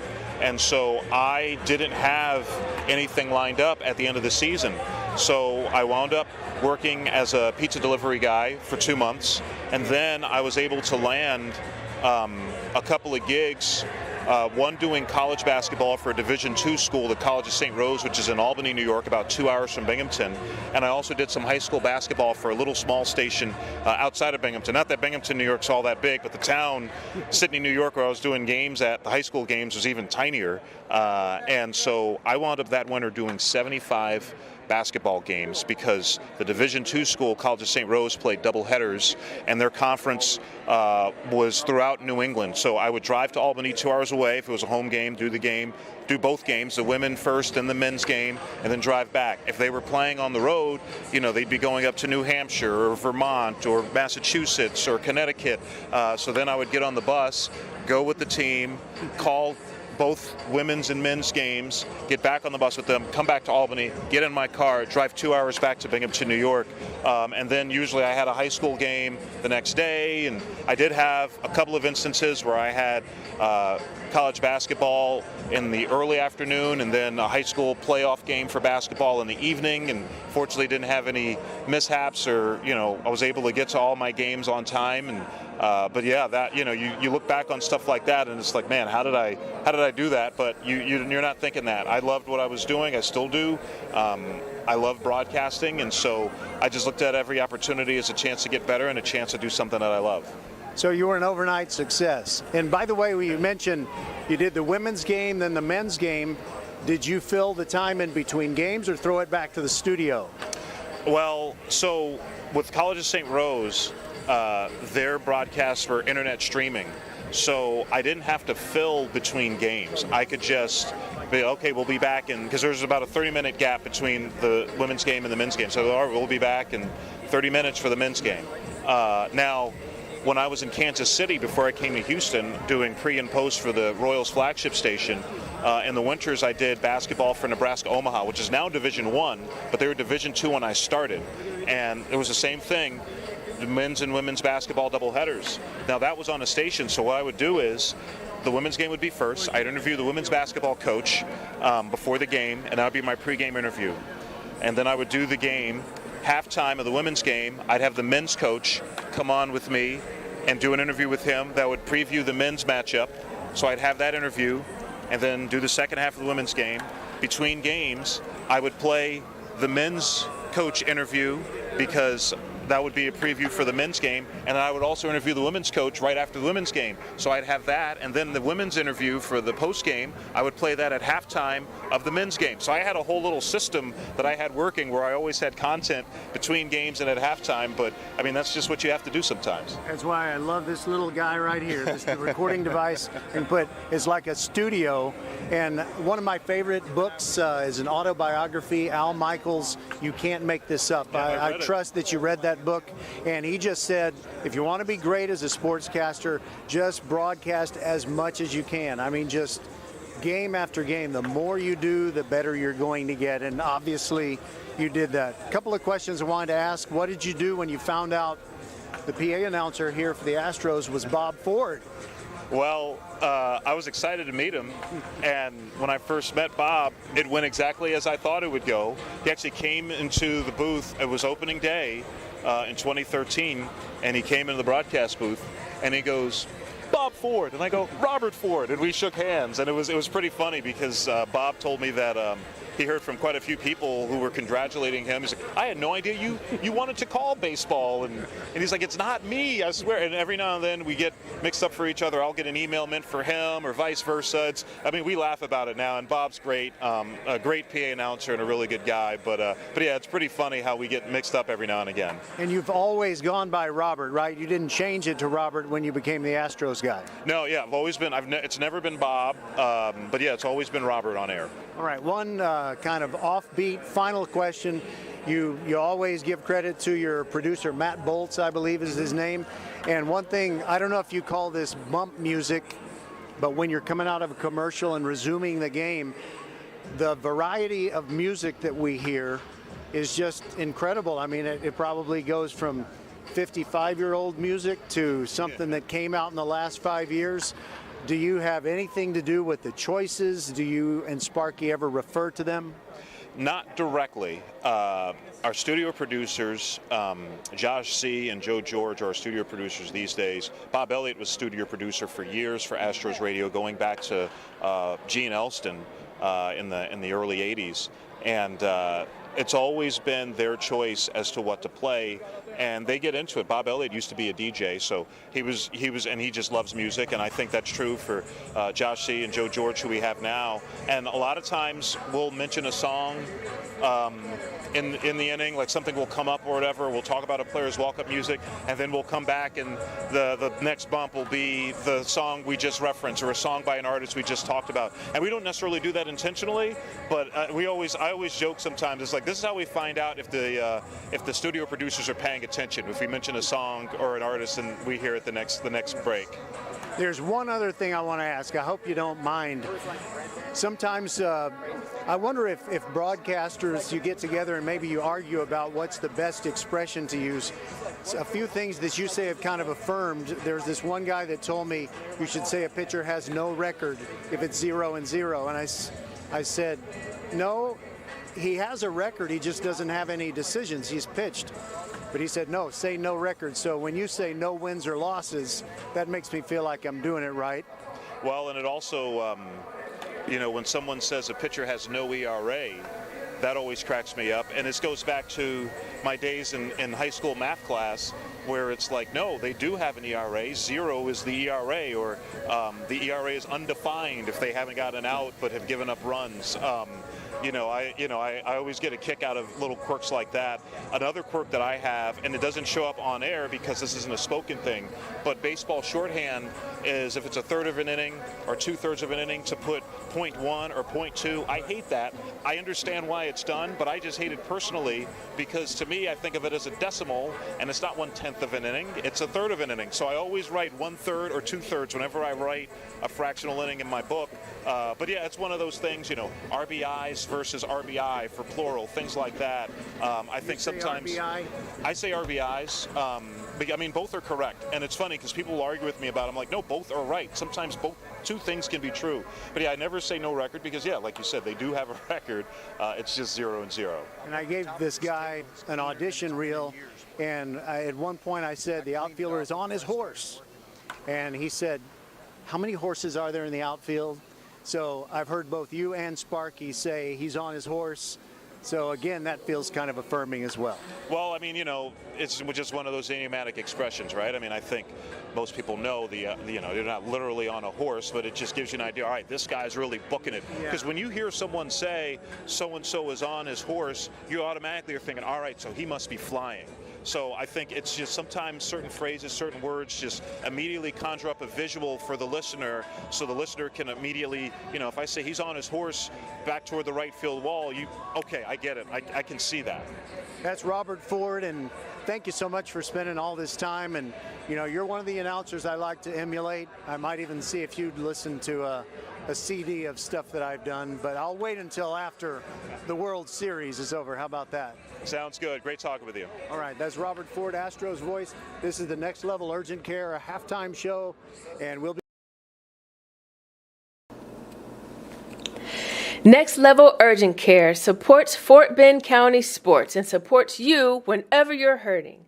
Next Level is here for the community, open 7 days a week, 9 till 9, for you and your family at more than 30 Greater Houston locations, including Sugarland, Sienna, Greatwood, Longmeadow, and 4 in Katy. From ow to wow, Next Level Urgent Care has you covered.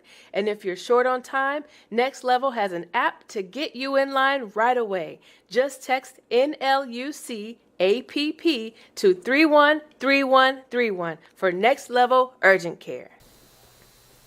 Back at Tully Stadium, it's halftime. George Ranch leads Travis 17-14. You're enjoying the Next Level Urgent Care halftime show. We have Sarah Merrifield. Now, sorry. Kicking off the Travis halftime show for 2022. As you can tell, Travis is about to have the halftime show. Anyway, we'll be back. We'll be back. 2022. We'll be back. 2023. We'll be back with and JV Bell's dance team. Sarah Merrifield. This week. Archer Volkswagen showroom is open, and our team's excited to help you. Visit our sales department Monday through Saturday from 9 a.m. to 9 p.m. Or bring your car in for service from 7 a.m. to 7 p.m. Monday through Friday, and Saturdays from 9 a.m. to 2 p.m.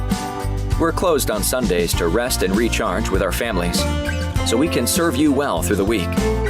We hope to see you soon. Ever take your hands off the wheel and your auto starts veering left or right? That's your vehicle's way of saying, hey, I'm out of alignment and you're ruining the tires. First Tire and Automotive, 4 convenient locations, make sure you won't be driving crooked in the carpool lanes. Take advantage of free standard alignment with purchase of 4 tires and 15% on AC Delco batteries. Check out the website firsttireandauto.com for details and to book your appointment today. First Tire and Automotive with 4 convenient locations in Sugarland and Cinco Ranch. firsttireandauto.com. We have another great guest for you here on the Next Level Urgent Care halftime show, and it's another one of the stars of High School Scoreboard Live. It's Sarah Merrifield. You talked to us last year. We're glad you sat down with us this year. Welcome into our program. And how are you personally? Good. Thank you for having me. I appreciate it. And going well. The off season's good, and really excited and looking forward to getting back into football. You're pretty young. I don't know if you watched Seinfeld. Did you ever watch Seinfeld? I was not a Seinfeld person, no. Okay, well, no worries, but they would kind of put little clips of his stand-up routine in the show. And he was talking about detergent because in one of the shows, I think someone at the cleaner shrunk his shirt or something.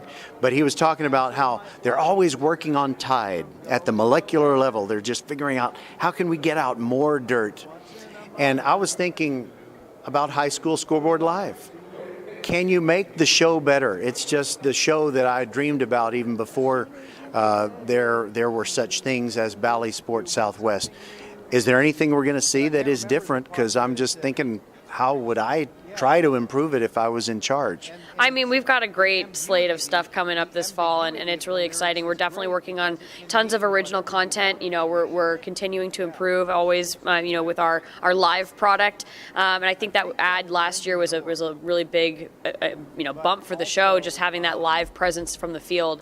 So yeah, it's going to be, a lot of the same. Obviously, we're covering high school football, which is always fun, but definitely some really cool storylines, some great news. new guests on the show. And then, yeah, we're just, keeping the same good vibes and good energy on Friday nights. Now, I know one thing that you're doing is Erin Hardigan is now hosting, and I look at her, she doesn't have any kids of her own yet, but I'm just thinking she's probably kind of the mother hen among the girls who report.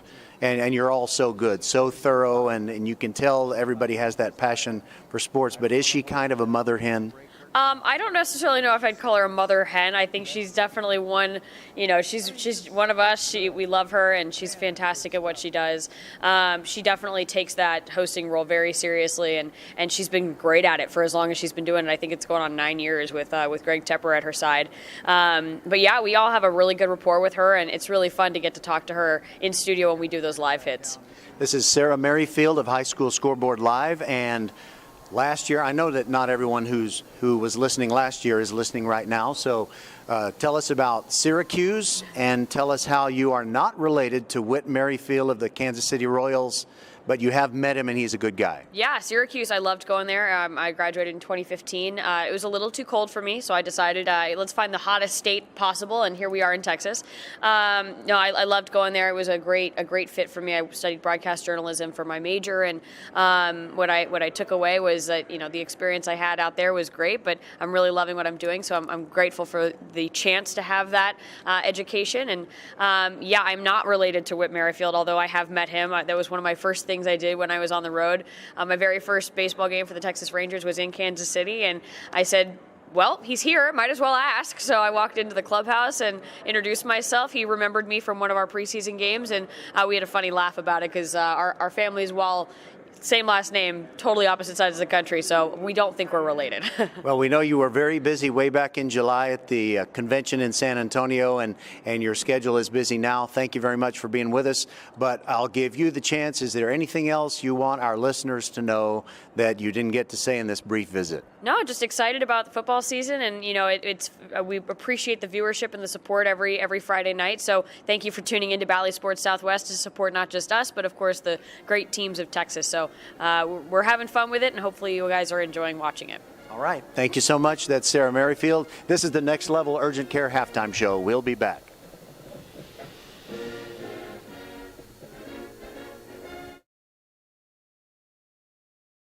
Hey, Becky, what about this beat for your next song? It's cool, but I'm into faster stuff lately, like Xfinity that gives me beyond gig speeds. Got it. What about this then?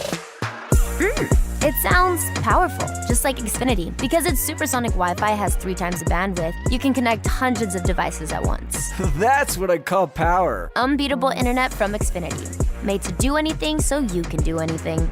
Get the Xfinity Supersonic Bundle with unlimited gig speed internet, Wi-Fi equipment included, and a free 4K streaming box, all for $50 a month with a 2-year internet rate guarantee and no annual contract when you add Xfinity Mobile with unlimited data at regular rates. Go to xfinity.com/gig, call 1-800-XFINITY, or visit a store today. Limited time offer. Restrictions apply. Requires paperless billing and autopay. New gigabit extra internet customers only. Taxes and fees extra and subject to change. Xfinity Mobile requires post-pay Xfinity internet. Reduced speeds after 20 gigabytes wireless usage. After 24 months, regular rates apply. Requires compatible Xfinity gateway.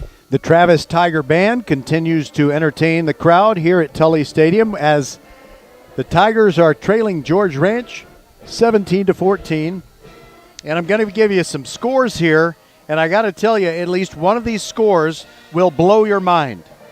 All right, the Katy Cinco Ranch Cougars last week thrashed the Tompkins Falcons 42-14. So you're thinking maybe Katy Cinco Ranch is the second best team in District 19-6A. Behind Katy, they might be the third best behind Katy and Peyto. But tonight, the Morton Ranch Mavericks are leading Katy Cinco Ranch 70-56 with 11 minutes to go in the game. So it is Morton Ranch. And I don't know that Morton Ranch, well, wait a minute. I was about to say they haven't made the playoffs since I can remember, but I do remember one year where Ridgepoint played Morton Ranch in the first round, and I believe that was 2018, if I'm not mistaken.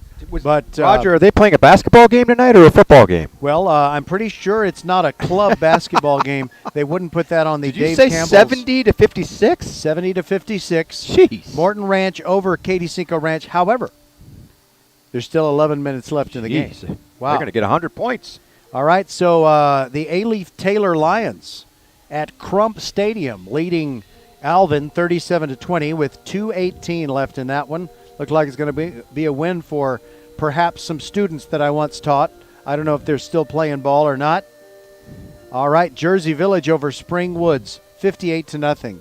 And by the way, folks, I'm not ragging on Spring Woods, but if you have a son who plays for a football team or a son or daughter for any athletic team and your team wins anywhere near half its games, be thankful, because there are some teams that just can't seem to win. And Spring Woods football is just, they've been on the struggle bus for the whole 21st century, I think. And that's I a would hard love bus to see to ride them. on. I'd really love to see them get things going, but it's just not good for Spring Woods football.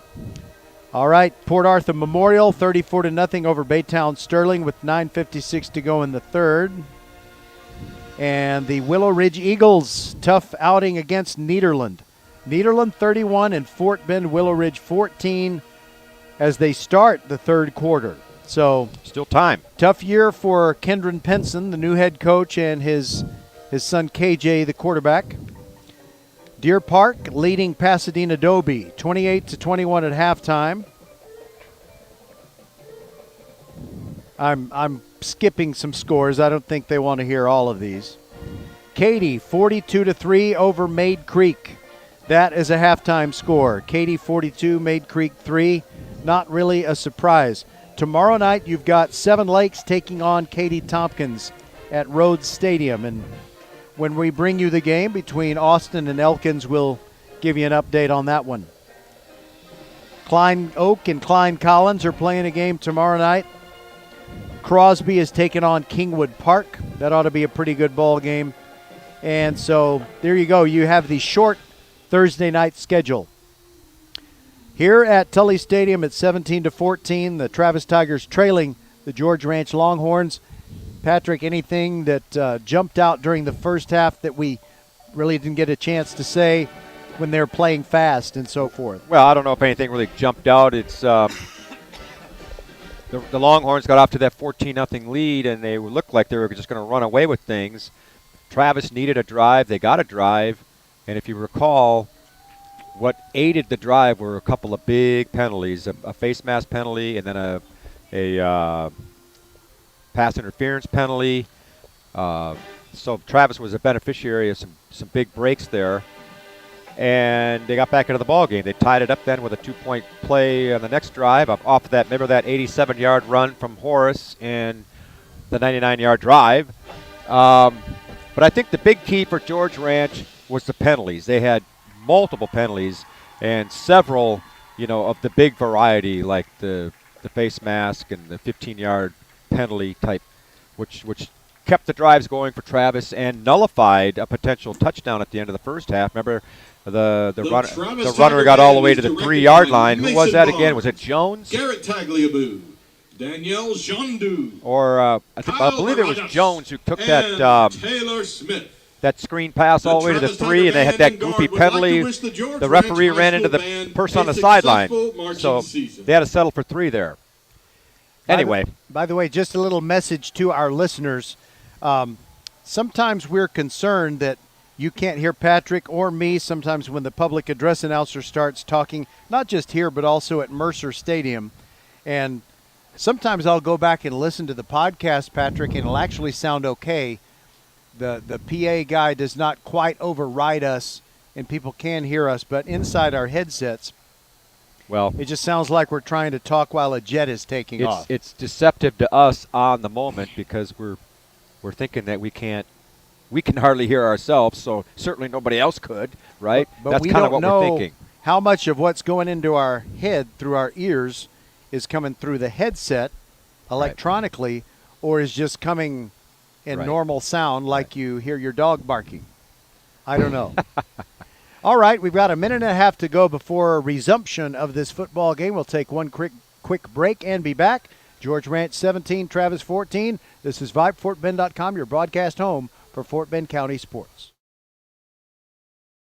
Archer Volkswagen showroom is open, and our team's excited to help you. Visit our sales department Monday through Saturday from 9 a.m. to 9 p.m. Or bring your car in for service from 7 a.m. to 7 p.m. Monday through Friday, and Saturdays from 9 a.m. to 2 p.m. We're closed on Sundays to rest and recharge with our families, so we can serve you well through the week. We hope to see you soon. Vype, FortBend.com. I'm sorry, let me just start over. I wasn't ready. False start. This Vype, FortBend.com presentation of Fort Bend County High School football is brought to you by Xfinity. Xfinity Mobile, the best kept secret in wireless. By First Tire and Auto, 4 great Fort Bend County locations where you get the best prices on tires and anything your vehicle needs to run at its very best. Visit firsttireandauto.com. By Next Level Urgent Care. More than 30 Greater Houston locations, including Sugarland, Sienna, Longmeadow, Greatwood, and 4 in Katy. From OW to WOW, Next Level Urgent Care has you covered. By Archer Volkswagen, open since 1956 and ready to serve you. Archer Volkswagen is on Highway 59 South, just inside the Sam Houston Tollway. And you'll feel like family at Archer Volkswagen. By Needville Insurance Agency, put hundreds if not thousands of dollars back in your pocket when the Needville Insurance Agency team shops all those insurance carriers to find the lowest rate for car, home, and flood insurance. Call Bradley Stavanaugh at 979-793-7411 or click needvilleinsurance.com. And Equitable Advisors. It's never too early or too late to get with Nick Arevalo and Equitable Advisors to create a smooth, soft landing into a wonderfully comfortable retirement. Check out Equitable Advisors. And Patrick, you're not a public school teacher, but you are a teacher. You're probably aware of some of the things that people have to do to get their retirement cranked up and finalized. A lot of teachers have to go to Austin, and they have to fill out all kinds of forms and basically spend a whole day there. And I guess they're lucky if they only have to spend one day there. But one of the great values to getting with Nick Arevalo at Equitable Advisors, if you're a retiring teacher, you don't have to do that. He takes care of all of it. Fans, tonight's game between the Tigers I mean all of it, and it's pretty amazing. So wouldn't you love to not have to go to Austin? Sounds like we need to get a hold of him. It really is. Because my wife, she does work in the public schools. So maybe we need to get a hold of him. Well, I already have. I can give you the info. All right. And he would be happy if I, was able to at least send you his way. Right. By the way, look at the Travis student section down there, and they've kind of relegated them to about the 15-yard line. But that's okay. They're gonna make a lot of noise. Well, it's for a Thursday night. Michelle in to kick off for the Longhorns. For a Thursday night, both teams a fair distance from their schools. A pretty good turnout here at Tully. I have to say, and I'm really glad that Fort Bend ISD, they've actually made it a district policy now to start Thursday night football games, varsity games, at 7 p.m. And it only makes sense. It's just a burden. It's an absolute burden for bands and drill teams and cheerleaders and everybody to get here for a 6 o'clock start or to get to any Fort Bend venue. So 7 o'clock's a good time. All right, Michelle kicks off for George Ranch, and Cooper Atkins takes it on the run at the 27 and gets a 4-yard return and quickly in his face. Cooper Atkins on the return. It was Jacob Bowers on the stop. And so Travis gets to start the third quarter trailing by 3, and a lot of good things happened for them in the second quarter. I think they're going to come out confident. 5 yards on the return. But there is some news that is at the 32. Very noteworthy. Drew Sism is not in the ball game, so he doesn't look like we're going to see him the rest of the way tonight. Yeah, hate to see that. Brett Garcia has had some experience prior to tonight in coming in for Sissom, and he hands it off to Horace on the first play of the third quarter, and a hard smash over the right side for 4 yards out to about the 37. Ty Horace on the carry. They're going to need that running Cody game Ford on the stop. even more now with the backup quarterback. I'm not saying 5 on the play. not makes saying it a he's second not down and capable, 5. but it's just helpful when you have a good running game. Cody Ford made that last tackle, and they run it to Horace going to the left side. And I kind of shorted him on what he gained the first time. He actually got 5, and he gained 2 more there. So it's going to be 3rd down and 3 as Peyton Cummings stood him up in the interior line for George Ranch. Well, I've spotted Drew Sissom. He's on the sideline without his shoulder pads on. He has his jersey, but no pads. No, at least he's not on crutches. And there is a quick release pass, a down and out, but it's incomplete on 3rd down, so that's a shame. Brent Johnson, he didn't turn outward as soon as Garcia thought he would. Makes it a 4th down and 3. It's hard to know whether he threw it too soon or the guy broke too late, but there was a little bit of they were just off, not on the same page there. 3rd and 3 situation like this, I'm not so sure a running play might have been a good idea there. I don't know. It was I hate to second guess, but hey, they're running the ball fairly well, but they're punting Russell here. Franklin deep. Cole Farrow to punt for Travis, and Russell Franklin is deep, but Don Martinez, our referee. George Ranch, first time out of the house. Boy, you hate Timeout George Ranch. They don't want to be caught by surprise with trickeration. We'll be back. VypeFortBend.com, 17-14 Longhorns, early 3rd. Archer Volkswagen showroom is open, and our team's excited to help you. Visit our sales department Monday through Saturday from 9 a.m. to 9 p.m. Or bring your car in for service from 7 a.m. to 7 p.m. Monday through Friday, and Saturdays from 9 a.m. to 2 p.m. We're closed on Sundays to rest and recharge with our families, so we can serve you well through the week. We hope to see you soon. All right, Patrick, here's a question for you. As we are watching a football game, we have no idea whether coaching staffs have decided they're going to run a trick play and then maybe for whatever reason they wave it off and say we're just punt the ball or whatever in this case. Right. And so I wonder, is Travis automatically going to punt the ball here because George Ranch called a timeout? Well, we'll see. It is a punt. But we'll never know if they planned a trick. Right, you don't Franklin has it at the 32-yard line, and he gets about a 4-yard return, and then he gets a whole face full of Logan Brontine. Boy, he's going to be seeing red when he closes his eyes because there was about 3 of those Tigers Logan Brontine all over him on that tackle. And by the way, return. From time to time, I'm sure a young man who plays high school football thinks about getting a kiss, but that was like a football kiss. I mean, face mask to face mask, and it wasn't that pleasant. That's a different kind of kiss, that's for sure. But he did get it right in the kisser, and it's 1st and 10 at the 36, and Drinkard in at quarterback, Caden Shelton, the running back next to him, and they run right with Shelton, turns it up, slithers through all those bodies, and picks up about 4 to the 40. With the carry. You know, there's some runners that just seem to always Brand Hutkins on the stop. always seem to get positive yards, and they're always leaning forward, and that's kind of the way Shelton is. He just gain of 4 on the play makes just it a has second that down and 6. whatever that energy is to just be positive with his finishing of his runs and so on. Of course, he's getting good blocking too. Give credit to the line; they're doing a good job. Hudkins made that last tackle for Travis.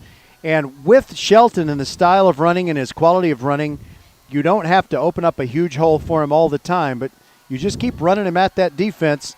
He'll make something happen. Now there's a play-action pass. Drinkard throws late and right on target. 1 yard short of what he needed for the first down as he delivered to his main man, Gregor Jones. I tell you, I've been impressed with Drinkard on being pressured a couple of times tonight, and he's hit his receiver right in the numbers with accuracy when he's on the run, because those defenders for Travis, they were within an eyelash of a sack there. They were really coming at him. So it's 3rd and about a yard here, less than a yard and maybe. another thing, I may not be a smart man, but Gregor Jones does not drop the football if you throw it in his direction. There goes Hayden Drinkard. Draw play. Shelton up the middle. First down and more across the 50 to the Travis 48. It's a pickup of 7 and a first down. You know, you got to think of First Tire and Automotive for all your car care needs. Check them out at firsttireandauto.com. I hope they could hear that, Patrick. I know they can. And it's nice to have a guy like Shelton in a play like that. Yard to go. Simply hand it off to him. You figure you got a 98% chance of getting that first down with him running the ball. Fresh set of downs for George Ranch, leading 17-14. Handoff to Hayden Drinkard. Sideways, forward, sideways, and stopped near the line of scrimmage. On the Travis carry. got a good play in the interior from Nicholas Nicholas Lara. Laura on the stop. Loss of 1 on the play. When you hear the Lara, Makes it a second the and name 11. Laura, not so much a last name, but a girl's first name, is there any particular movie that you think of? Laura. I should be thinking of something, but it's not coming to me. Did you ever see that movie Sleeping with the Enemy with Julia Roberts? I believe I did, but it's been a Okay. long time. All right, hold that thought. Second down and 11 for George Ranch. They lead 17-14, 8:11 to go in the third quarter. Drinkard to pass. Drops back, stands strong, throws, and it's incomplete. I think he was trying to get it to Pass Trey intended Carter. for Jackson Muckleroy falls incomplete. Well, they say Muckleroy. I thought he was throwing it Anthony for Oliver Carter, in but coverage. anyway, No gain on the I play. think it just wasn't Makes it there, a and he third down and wisely 11. threw it to an open spot. Well, he overthrew a guy by 5 yards, and he underthrew a guy by 5 yards. So I'm not sure. It's hard to tell who Okay. he was going to, but I guess I gave him too much credit. it was in the middle of something there, and like he might have been throwing it away, but I got to tell you about the movie thing. Yeah. But that'll have to wait at least one more play. Can't forget about that. Third, yeah. All right, third down and 11. Rolling to his left, Drinkard squares up, throws it over the middle, blocked and knocked down. A great play. Travis's Jaden McCoy made sure that Pass Muckleroy intended for wasn't going to Jackson catch it. Muckleroy. Okay, so in 1988, Sleeping with the Jaden McCoy Enemy in coverage. with Julia Roberts, she No had gain on this the play, makes it a fourth and abusive 11. husband, and she faked her death to get away from him. David Michelle And in he was the out on their formation. fancy yacht while she had Jaden faked her McCoy death, is deep. and he's desperately trying to find his wife that he thinks wants to stay with him, and he just kept shouting out, "Laura! Laura!" So whenever I hear the word Laura, first name or last, I think of that. And that guy never appeared in any other movie that I ever saw. Back to the game. Michelle punts, and it's a nice high punt, and it gets a sideways roll. 30-yard line where it's down by Chase Adams of George Ranch.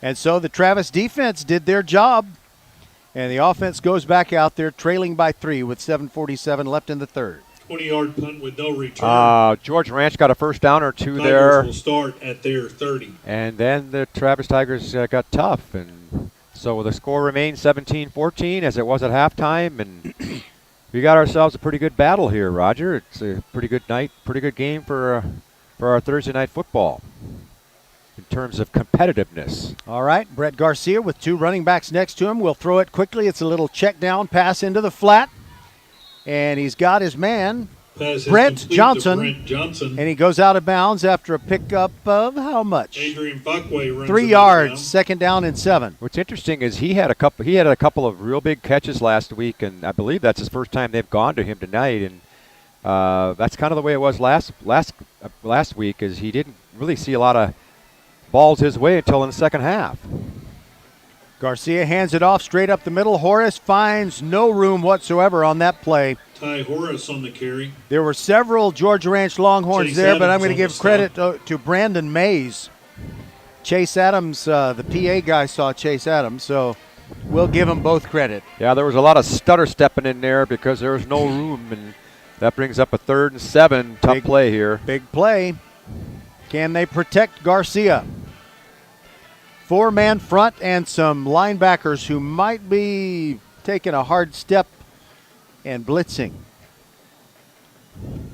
Here they come from the edge. He steps up. He's He's loose. He pumps once, gets free, but cannot scramble away from Trent Turner. And Trent Turner kind of stands over Garcia. And I don't know that he taunted him, but it was close. It was close. Yeah, One on the play. you don't know what he said or if he said anything, but his body language was close to that taunting there. But big play, though, because it looked like Garcia was going to maybe get outside, and he was able to grab that jersey and bring him down for no gain there. It was not a sack because it was a no gain. And Cole Vereau will punt for the second time in this third quarter. We're halfway through the quarter, and they fake it. And this is going to work. It's going to be a first down for Travis. 50, 45, 40 down the sideline. First down, and it's number 28. His first carry of the game. Randy Ellis. 26. 26. Yep. Anthony Oliver. I believe it was Oliver. Well, if you're going to run a trickeration play like that, then snap it to a stud athlete. That's what they did. And once they got through the hole, they got a nice hole there. And once he got through it, he showed some pretty good speed there. You wonder why he's not running the ball a little bit. But he's doing such a great job on defense, it's hard to pull him off of defense. But remember when they have a power eye short yardage situation they put him in. That's exactly right. Forgot about that. And there goes Horace. Had to make a little jitterbug move in the backfield. It kind of slowed him down. Carry. So he only picks up 2, and Cody Ford wrapped him up. Yeah, we've mentioned his name a few times, Ford, and now we have a man Cody Ford on the shaking stop, up down there. I'm for afraid the it's Tigers. Horace. It is Horace. All right, we'll take a Injury break. timeout on the 5:13 to go in the third. 17-14. George Ranch leads Travis on VypeFortBend.com.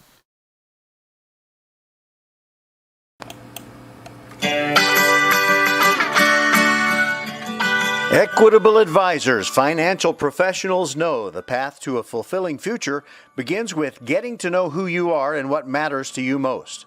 At Equitable Advisors, they work with people as individuals. That's how they deliver on their mission, just like Nick Arevalo, CFP. Talk to your local Equitable Advisor financial professional or visit nickarevalo.com. That's NICKAREVALO.com.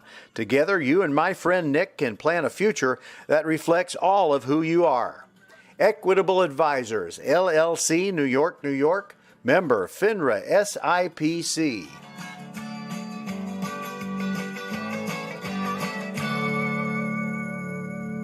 Ever take your hands off the wheel and your auto starts veering left or right? That's your vehicle's way of saying, hey, I'm out of alignment and you're ruining the tires. First Tire and Automotive, 4 convenient locations, make sure you won't be driving crooked in the carpool lanes. Take advantage of free standard alignment with purchase of 4 tires and 15% on AC Delco batteries. Check out the website firsttireandauto.com for details and to book your appointment today. First Tire and Automotive with 4 convenient locations in Sugar Land and Cinco Ranch. FirstTireandAuto.com. Well, it appears that T. Horace just has cramps because all of the training staff are just standing up, and one of them is, as Horace is on his back, just kind of straightening the leg and stretching the muscles on the back of the leg as much as they can.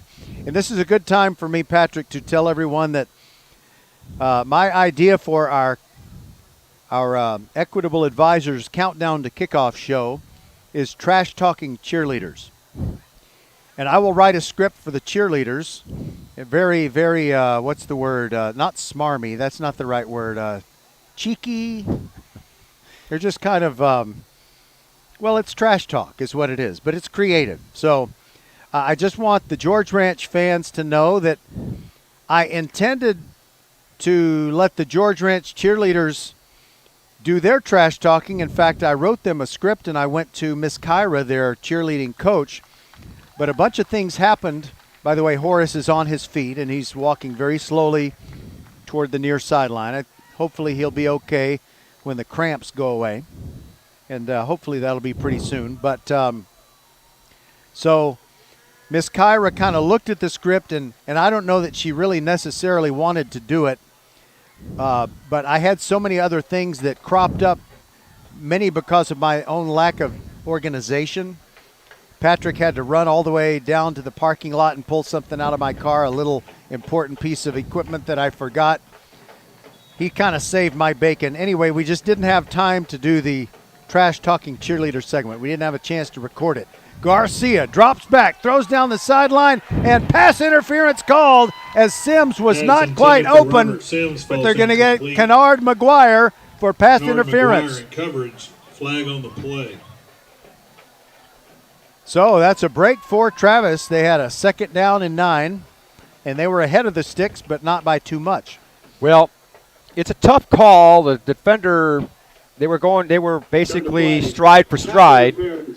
On the defense, armbar, number 2. But I was going to say, before the referee gave that indication there, he did have his forearm on the back, and he was not looking back for the pass. So there was some contact. We've, like you said before, we've seen worse maybe, but the offensive player went down, and Travis got the call. 1st down and 10 from the 18. Running to the left is Lang. He's in jail in the backfield, and he is absolutely smashed. Trevion Aikens got it, but flags come in late, and Patrick thinks it's holding. Well, they came flying in there in the same area, and I think there was a blocker who was trying to get him. Play. Holding, number 27 yeah. on the offense. 10-yard penalty. Repeat 1st down. Now, there were again, a lot of flags again, there. This is another one of those things. It would be 2nd and 14. They put him for about a 4 or 5 yard loss. I'm just not sure I want to give him an extra down, but I guess it's okay. I guess it'd be 2nd down or 1st and 20. But after a loss like that, why not take the down? Result of the penalty makes it a 1st and 20. Well, it's okay if you're the defense as long as you don't have a pass interference call that bails out Travis because you gave him an extra play. I guess you're right about that, huh? 1st down and long, and a trip up as Garcia and that's Akron Mahdi. Yep. Deji Akron Mahdi, he and Garcia just got their feet tangled up, and he had to go down for a loss of 1, maybe 2. He was not able to even get himself started. Dominique Solis on the stop. He got the handoff, and he was already stumbling. And no gain on the play. Now it's 2nd and really long. 2nd and 22 to be exact. Garcia, low snap, goes back to get it, steps up in the pocket, hit as he throws, it's thrown short, and it is incomplete inside the 5. There was one Longhorn who could have gotten it, and a Tiger who could have gotten it. You had Noah Williams, or correction, Adrian Falkway of George Ranch, and Brent Johnson got a fingertip or 2 on it as well. I thought he was going to make one of those spectacular catches again. He had his hands on it, and he just couldn't quite come up with it. He was diving for it. Now it's real tough. 3rd and 22 from the Longhorn 30, and the Longhorns are hanging on to that 3-point lead here late in the 3rd quarter. And what if there's a pass interference or a defensive holding call? It's an automatic 1st down. Garcia rolls right. He has time. Now here comes the rush. He's hit. He's sacked at the 38, and there's a flag coming in late. I don't know what that's going to be. I think it might be another hold. It might be. Yeah. Flag on the play. But it might be saying something. I think it's a hold. I thought Personal foul. I was wrong. They got bailed out again, Roger. Oh, my goodness. I don't believe in government bailouts, and I don't really like it if I'm rooting for a team and they bail out the other team. I tell you, that's with a defensive penalty that brings with it an automatic 1st down. That is for sure the 2nd time that's happened for a 3rd and long situation. And, boy, Travis has been the beneficiary of if Longhorns lose this game, they're going to look at all these penalties. Result of the penalty makes it a 1st and 10 at the 15. There goes Lang up the middle, dipping, ducking, dodging, diving, still going 5-yard line, fighting, and down to the 1. Oh, what a fantastic 14-yard run for Ricky Lang. Trent Turner on the stop. No relation to the former dating game host Jim Lang. Well, I tell you, that was gain of 12 on the play, makes it a 1st and goal. That was a great run. He never stopped. Those feet just kept moving. All right. So you got Akron Mahdi, and you got Garcia, and you got a quarterback sneak, and you got a Travis touchdown. I love the call there. What a surprising play that was. Garcia, touchdown, Tiger. They were no way were they thinking a quarterback sneak on that from the 4-yard line or 3 or whatever. I think it was the 3-yard line, but boy, here they are in that funky formation. What do you call that? Swinging I gate? call it, Some people call it a swinging gate. They got all the interior linemen past the hash marks on the left. You got Akron Mahdi right behind Garcia. And for Travis, you got Dwayne Chappelle going to snap the ball. And now they bring on the kicking unit. Well, they only got 9 seconds. I don't know if they're going to get this thing off. They might have to call to burn a timeout. I think they're going to. Or they might just take delay of game because it's just an extra point. Surely you can make what would be the difficulty of they're going to call that timeout. And those timeouts are valuable. Travis. But Travis has the lead, Roger. But I don't think they should have called timeout. I mean, what's 5 yards? If your guy can't make it with the ball spotted at the 15, what chance do you have anyway? That's nothing.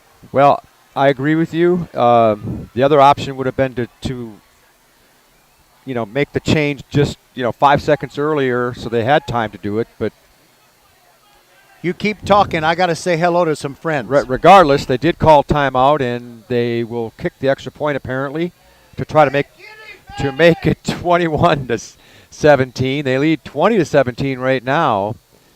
Travis Tigers trailed 14-0 early in the game, and they were able to come back 14-14. Longhorns took a 17-14 lead late in the second quarter. Now sorry. The Tigers are trying to pull themselves up by 4, and Roger has returned. I have returned, and the snap is not real good, but Garcia gets it down, and the kick is good. It's a flag on the play. Wait a minute, flag on the play. It's probably offsides on the defense, and if so, Travis will enjoy a 21-17 lead and prepare to kick off. We'll take a timeout no matter what, because it's not going to change anything. That's our score. Yeah. In the neutral zone, that penalty's been declined. The extra point is good. What he said. Back on VypeFortBend.com in a minute. Travis 21, George Ranch 17. Hey, Becky, what about this beat for your next song? It's cool, but I'm into faster stuff lately. Like Xfinity that gives me beyond gig speeds. Got it. What about this then? It sounds powerful, just like Xfinity. Because its supersonic Wi-Fi has 3 times the bandwidth, you can connect hundreds of devices at once. That's what I call power. Unbeatable internet from Xfinity. Made to do anything so you can do anything. Get the Xfinity Supersonic Bundle with unlimited gig speed internet, Wi-Fi equipment included, and a free 4K streaming box, all for $50 a month with a 2-year internet rate guarantee and no annual contract when you add Xfinity Mobile with unlimited data at regular rates. Go to xfinity.com/gig, call 1-800-XFINITY, or visit a store today. Limited time offer. Restrictions apply. Requires paperless billing and autopay. New Gigabit Extra internet customers only. Taxes and fees extra and subject to change. Xfinity Mobile requires post-pay Xfinity internet. Reduced speeds after 20 gigabytes wireless usage. After 24 months, regular rates apply. Requires compatible Xfinity gateway. All right, Travis to kick off. They've got the lead, 21-17. First time in the game they've had the lead, right, Patrick? It is the first time. It was tied, but they've never had the lead until Leo now. Esteban kicking it off, and it's a squib kick. Bounces twice, picked up near the 13-yard line. It's McElroy going up the numbers, and he gets past the 30 to the 34. Nice return. Trey Carter on the return. Logan Bronktine made another tackle on special teams for Travis. On the stop. And I think I mis-ID'd the kickoff returner. I don't think it was McElroy. Yeah, I couldn't tell either. He was on the far side. 21-yard return. By? Tell us. The Longhorns will start at the 35. Whatever. All right, so the very experienced quarterback, Deion Drinkard of George Ranch. He is one of the 3 Drinkard brothers on the team. 1st and 10 from the 35. His brother Hayden goes in motion from left to right, and they hand it back to him. He goes straight up the middle, and he is chopped down immediately. No gain. Drinkard on the carry. Nice play. Travis. Darrell Bay filling the hole.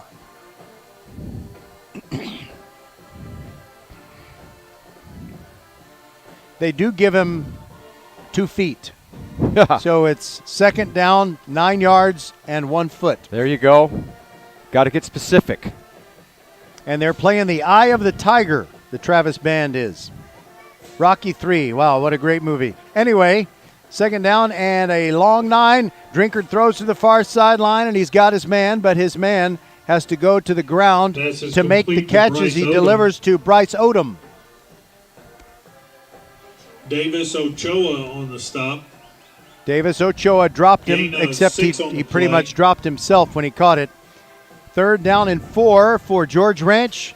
This is the first time they've had a 3rd down conversion opportunity trailing in this game. And I think it's been very important. Travis's defense had to spend so many snaps out there in the first half. The offense has done a good job possessing the ball for long stretches. Drinkard on 3rd and 4, hands it off to Shelton running right, slithering. Oh, what moves he has. But he's short of the first down. He picked up 3 when he needed Shelton 4. on the carry. Well, what'll they do? What will they do? Well, looks like he's going to be about a half yard short. They gave him a pretty good spot there. Well, they're marking it at about the 44.5, and looks like they're bringing the kicking team in. Well, it looks they're like in their own territory. I don't know. It seems like if you handed it off to Shelton there, you ought to be able to get that. But, boy, you hate to. Hey, look. They sent Michelle and the punting unit on, and then they reversed them. And now they're sending the offense back out there. Well, at least you can try to get him jump here at least. Maybe a quarterback sneak even, because they only have a half yard. They rush up to the line. Drinkard under center, and it's a sneak. And I think he's got it. Did Travis call timeout? Yep. Did Travis call timeout? Yep. That's I didn't mean to repeat your question. No. But Travis, I wonder if that's, I guess that squelched the first down, at least for the time being. Very annoying to the George Ranch Longhorns. Yep. We'll be back. Next Level Urgent Care supports Fort Bend County sports and supports you whenever you're hurting. Next Level is here for the community, open 7 days a week, 9 till 9, for you and your family at more than 30 Greater Houston locations, including Sugarland, Sienna, Greatwood, Longmeadow, and 4 in Katy. From ow to wow, Next Level Urgent Care has you covered. And if you're short on time, Next Level has an app to get you in line right away. Just text NLUC APP to 313131 for Next Level Urgent Care.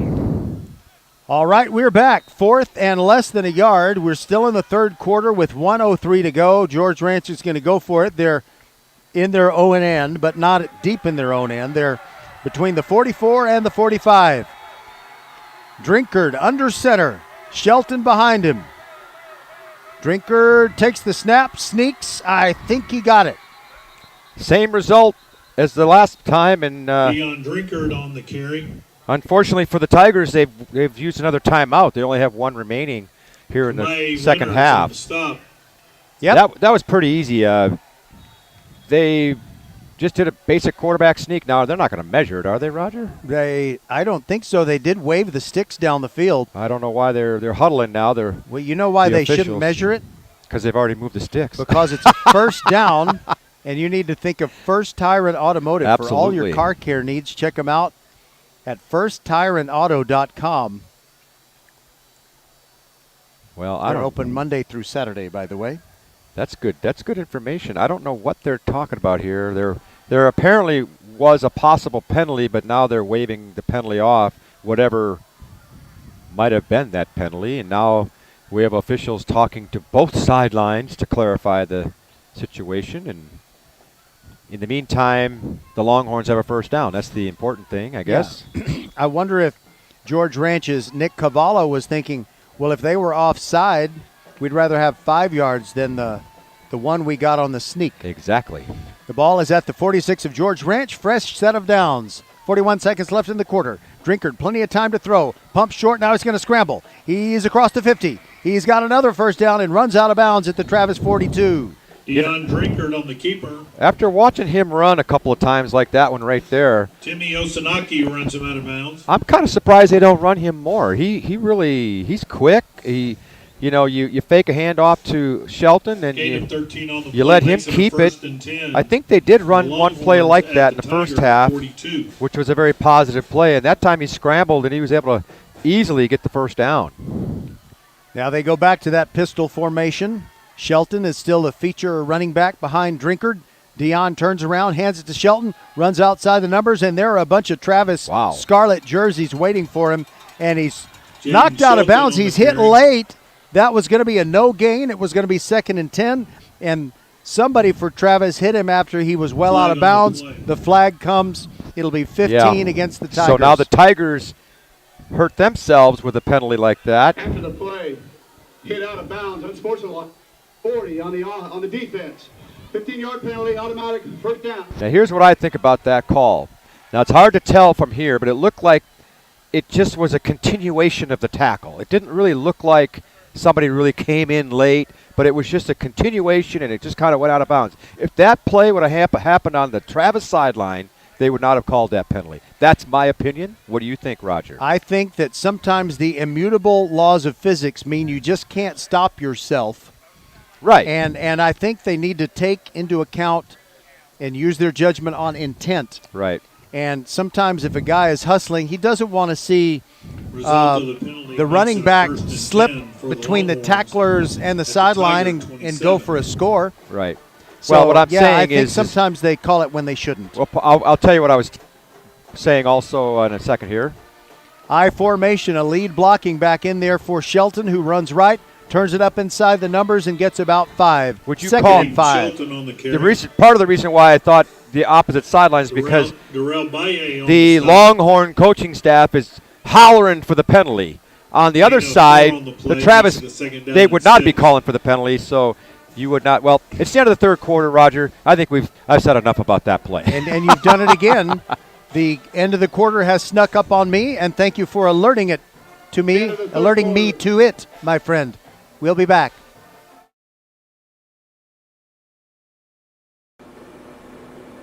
Hello fans, this is Bradley Stavanaugh with Needville Insurance. We know Fort Bend County. I'm a 4th generation resident of Fort Bend. I'm your local, hometown, trusted agent. With over 30 carriers and 9 auto insurance carriers, we shop the insurance for you. We know insurance is hard. We know it's complicated. We make it easy for you. We have Spanish speakers here available for you. Call us at 979-793-7411 or needvilleinsurance.com. Once again, call us 979-793-7411. This VypeFortBend.com presentation of Fort Bend County High School football is brought to you by Xfinity. Xfinity Mobile, the best kept secret in wireless. By First Tire and Auto. By Next Level Urgent Care. By Archer Volkswagen. The Needville Insurance Agency. And Equitable Advisors.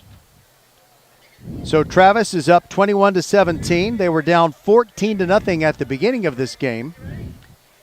And by halftime, they were down only 17-14 after having tied it at 14, and now they're in the lead. George Ranch has not scored in this second half. But they're on their way. Sheldon behind Drinkard. Fake handoff, and Drinkard throws late. Got his man, got a completion inside the 10 and down to the 2. He found Julius Carter. Jacob Woods on the stop. Well, let me tell you, their play-action passing game has been very effective. The way Drinkard is able to roll out and make the fakes and continue to roll and make an accurate pass, he's pretty impressive. I like what I see from him. Yeah, he definitely can move. He throws accurately. He's got a lot of experience. And he's got 2 talented brothers. I'll tell you who he reminds me of in just a second. I formation. 1st and goal at the 2. Drinkard under center. Turns around, hands to Shelton. Drives for the goal line. Through the first tackler and into the end zone for a touchdown. Drinkard reminds me, that was a good play by Shelton. But I was going to say that Drinkard reminds me a little bit of Russell Wilson. When Russell Wilson was effective with a lot of his play action, passing, and so on. Michelle on to add the extra point, and something strange happened just a moment ago, and I'll tell you in a moment. Michelle's extra point kick looks just as good as all the others, and it makes it 24-21. George Ranch on top of Travis. We'll be back on VypeFortBend.com.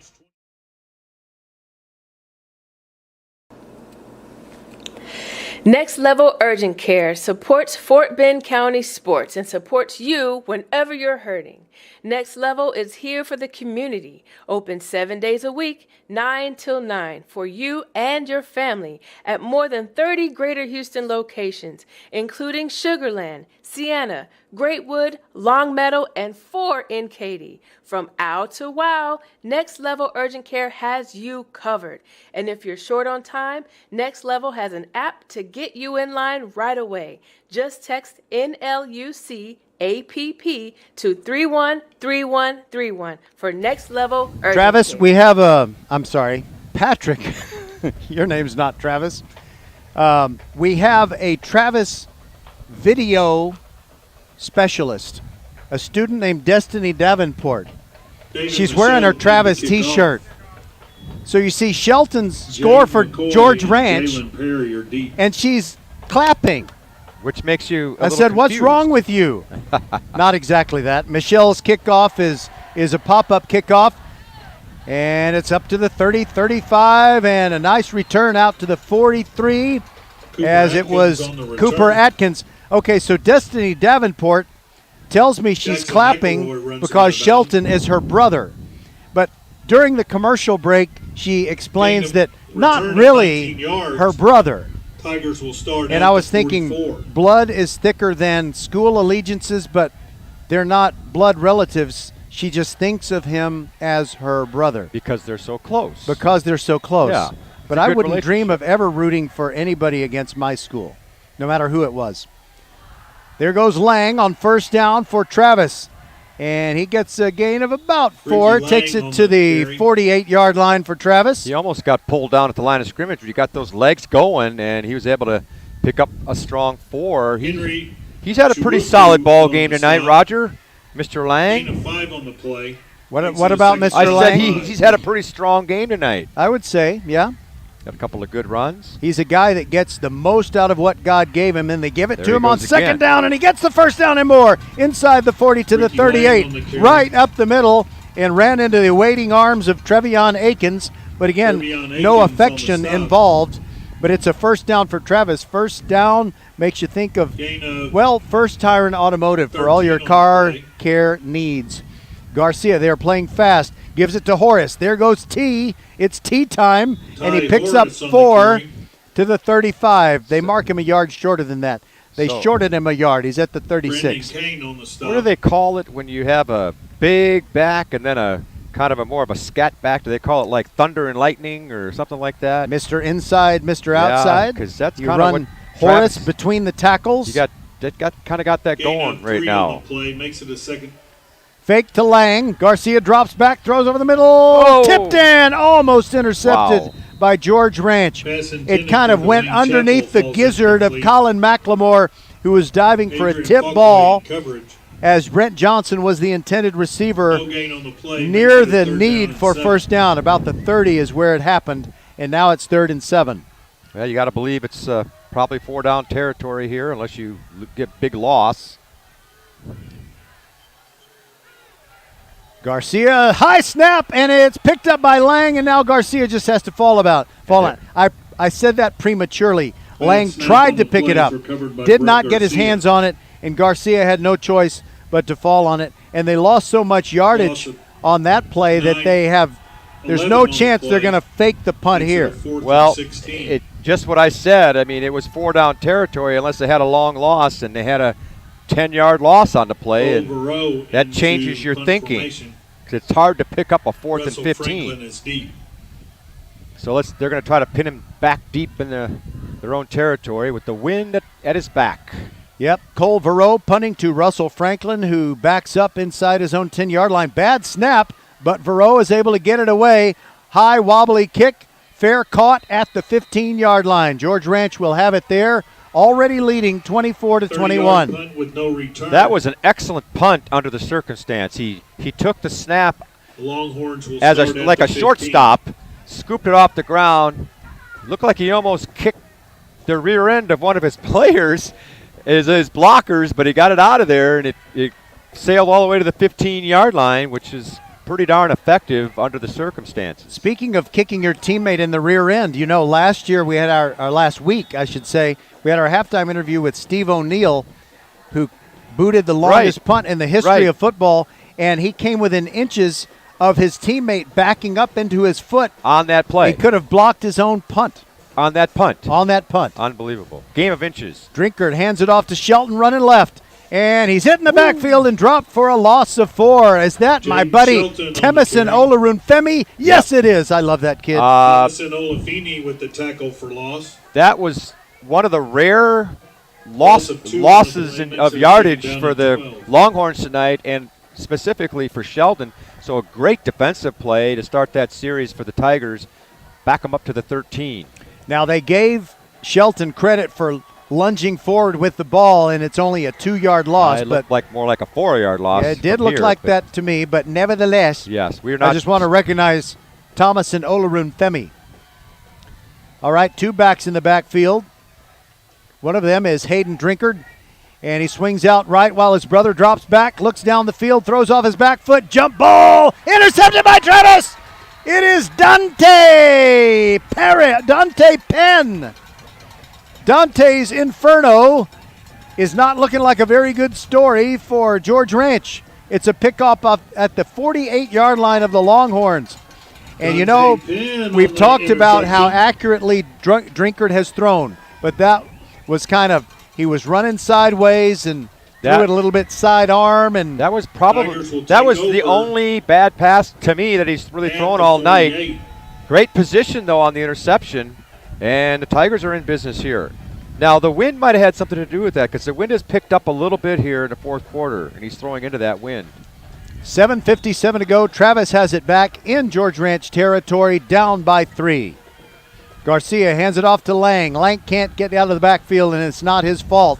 He got a face full of, wow, I'll tell you what, Cody Ford is some kind of football player for George Ranch. He kind of looks like J.J. Watt. And he wears 99. He's just tall and lean and rangy and quick. He's been in on a lot of plays, and now Travis 2nd and 11. They're running out of time here halfway through the fourth quarter. And Cody Ford is just super strong, I can tell from up here. Well, got good size and all that too, right? They keep the 2 backs in to protect Garcia as he drops back, steps up, and looking way down the field. Now he's going to scramble. And he gets back to the line of scrimmage and picks up 1, if that. It's going to be 3rd and 9. Great job by George Ranch, not only on the pressure and keeping him in the pocket, but also covering everything downfield. Nowhere to go, so he had to try to run out of there, and nowhere to go there either. It's what old George Allen would have called a coverage sack. 3rd and 9, draw play, Lang, does he get free? He escapes across the 40, 1st down and more, 35, still going all the way to the 29. Ricky Lang Odikpo saved a touchdown for George Ranch. It'll move the sticks. 1st down, Tigers. That's a 1st down. Think of First Tire and Automotive. For all your car care needs, check them out at firsttireandauto.com. First half, the Longhorns tricked the Tigers on a draw play, and this time the Tigers pay him back. Draw play, Lang dropped the ball. George Ranch has it. Sorry, Roger. The agony and the ecstasy, but in this case, for Lang, the ecstasy, then the agony. He was just blasted after he got about 5 yards downfield, and the ball came out. Recovered by Chase Adams for the Longhorns. Kind of like Sue Ellen Ewing's credit card fell out of her purse. Well, and he's walking off on the sideline all by himself. He got a coach over there trying to talk him out of his little mood, but it's really hard to make a play like that, and you know you've let your team down and all that kind of stuff. Sorry I was yakking away there, Roger, when that play happened, and it was an important play. Well, it happens. I've done it to you, so let's just forgive each other. 1st down and 10 from the 23, and now Drinkard is under center. Way behind him in the single set formation is Shelton. Toss going left, and Travis reads it well, but he does pick up about 3, and he keeps on going. He wasn't down when I thought he was, and he kept on pushing to about the 29. So that'll be a 6-yard pickup, and it's Jeremy 2nd and 4. O'Gene on the carry. On the tackle. Now that was vintage Gain of 6 on the play, Shelton right there. We've seen a lot of that tonight. He is just a hard back to bring down. He's not a huge back, but he's very strong, and he showed it on that play. So it brings up a very manageable 2nd and 4. Clock not really a factor yet, but it's getting there. 5:42, 2nd down and 4. There goes a man in motion. It's McElroy. And another toss to Shelton. He's hit near the line of scrimmage, but bounces off, keeps going, gets to the 31, but he does not have the first down. Roger, how many times have we seen Shelton run the ball? It looked like he was down or he was going to be corralled. Somehow he makes a move and he's able to get 1 or 2 or 4 more yards. Well, he got all but 1 of the yards he needed. They marked him at the 32, not the 31. So 3rd and a short one for George Ranch. I got a question for you, Roger, and this is a generational question, I think, unfortunately. And after what I know is going to be a quarterback sneak let's just see what by happens. Drinkard, I'll answer it for you if I can. Well, actually, they turn around and give it to Shelton, and he's got the first down, and he pops through. Look out, still going. And a flag comes down. It might be face mask. I think it is. And I think it's going to add to the run, which gave him a first down at the 46. The penalty will put the ball in Tiger territory with 4.5 minutes to go. That hurts for Travis. It sure does, because at worst for the Longhorns, they've really taken care of field position, and if they don't end up scoring on this drive or running the clock out, they got Travis pinned back deep, and here comes the announcement for the penalty, which we think. During the play, personal foul, face mask, number 15 on the defense, automatic, first down. So a gain of about 15 and then 15 more. What was your question? All right, so look at, not to pick on anybody in particular, but it's just that Shelton is the most obvious one.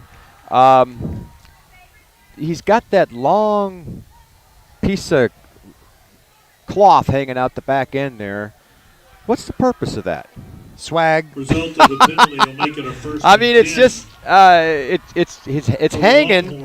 At the Tiger. It's hanging down to his calves. I mean, I'm not sure you could actually trip over that thing. Well, it's kind of like those basketball shorts they used to wear a few years ago that were down past their knees. Yeah, Why are you wearing pants like that? It would just, not that I want it to happen to Shelton, but it'd be kind of funny sometime to see a guy just trip over one of those things. 1st and 10 at the 38 for George Ranch, and trying to make it a 2-score game. There goes Shelton running left. He's in jail, and he does get stopped at the line of scrimmage, and that is a tall order, but they pull it off. Travis got Jeremy O'Gene, and there you go. Well, that time they didn't allow him to make that extra move, and he was held to no gain. This is almost a must-stop series for Travis, because if George Ranch gets another first down, they're going to be able to run off another couple minutes, and Travis has just but 1 timeout left, and there is no 2-minute warning in high school football. And I'll tell you who Shelton reminds me of, and you're going to know this name, but he wasn't a big star. He might have been for 1 year. 2nd down and 10, another toss. There goes Shelton looking for daylight, crashes ahead, gets about 2, and then the Travis scrum of tacklers pushes him back. I'll tell you, I think Travis figured out how to do that. Surround him with one guy to one side, one guy to the other, and guy in the middle. And maybe they can stop him, and that time they did. Well, so give me a clue. Maybe I can figure this 3rd down out. and 7, by the way, for George Ranch. They're probably going to let the clock tick down under 3 minutes before they run another play. Okay, so at the end of the 1986 season, Bill Parcells and the New York Giants won the Super Bowl with Phil Simms as their quarterback. Hold that thought. I know who you're talking about already, I believe. Here we go. 3rd down and 7. There's a Travis defensive back offsides. He better back up.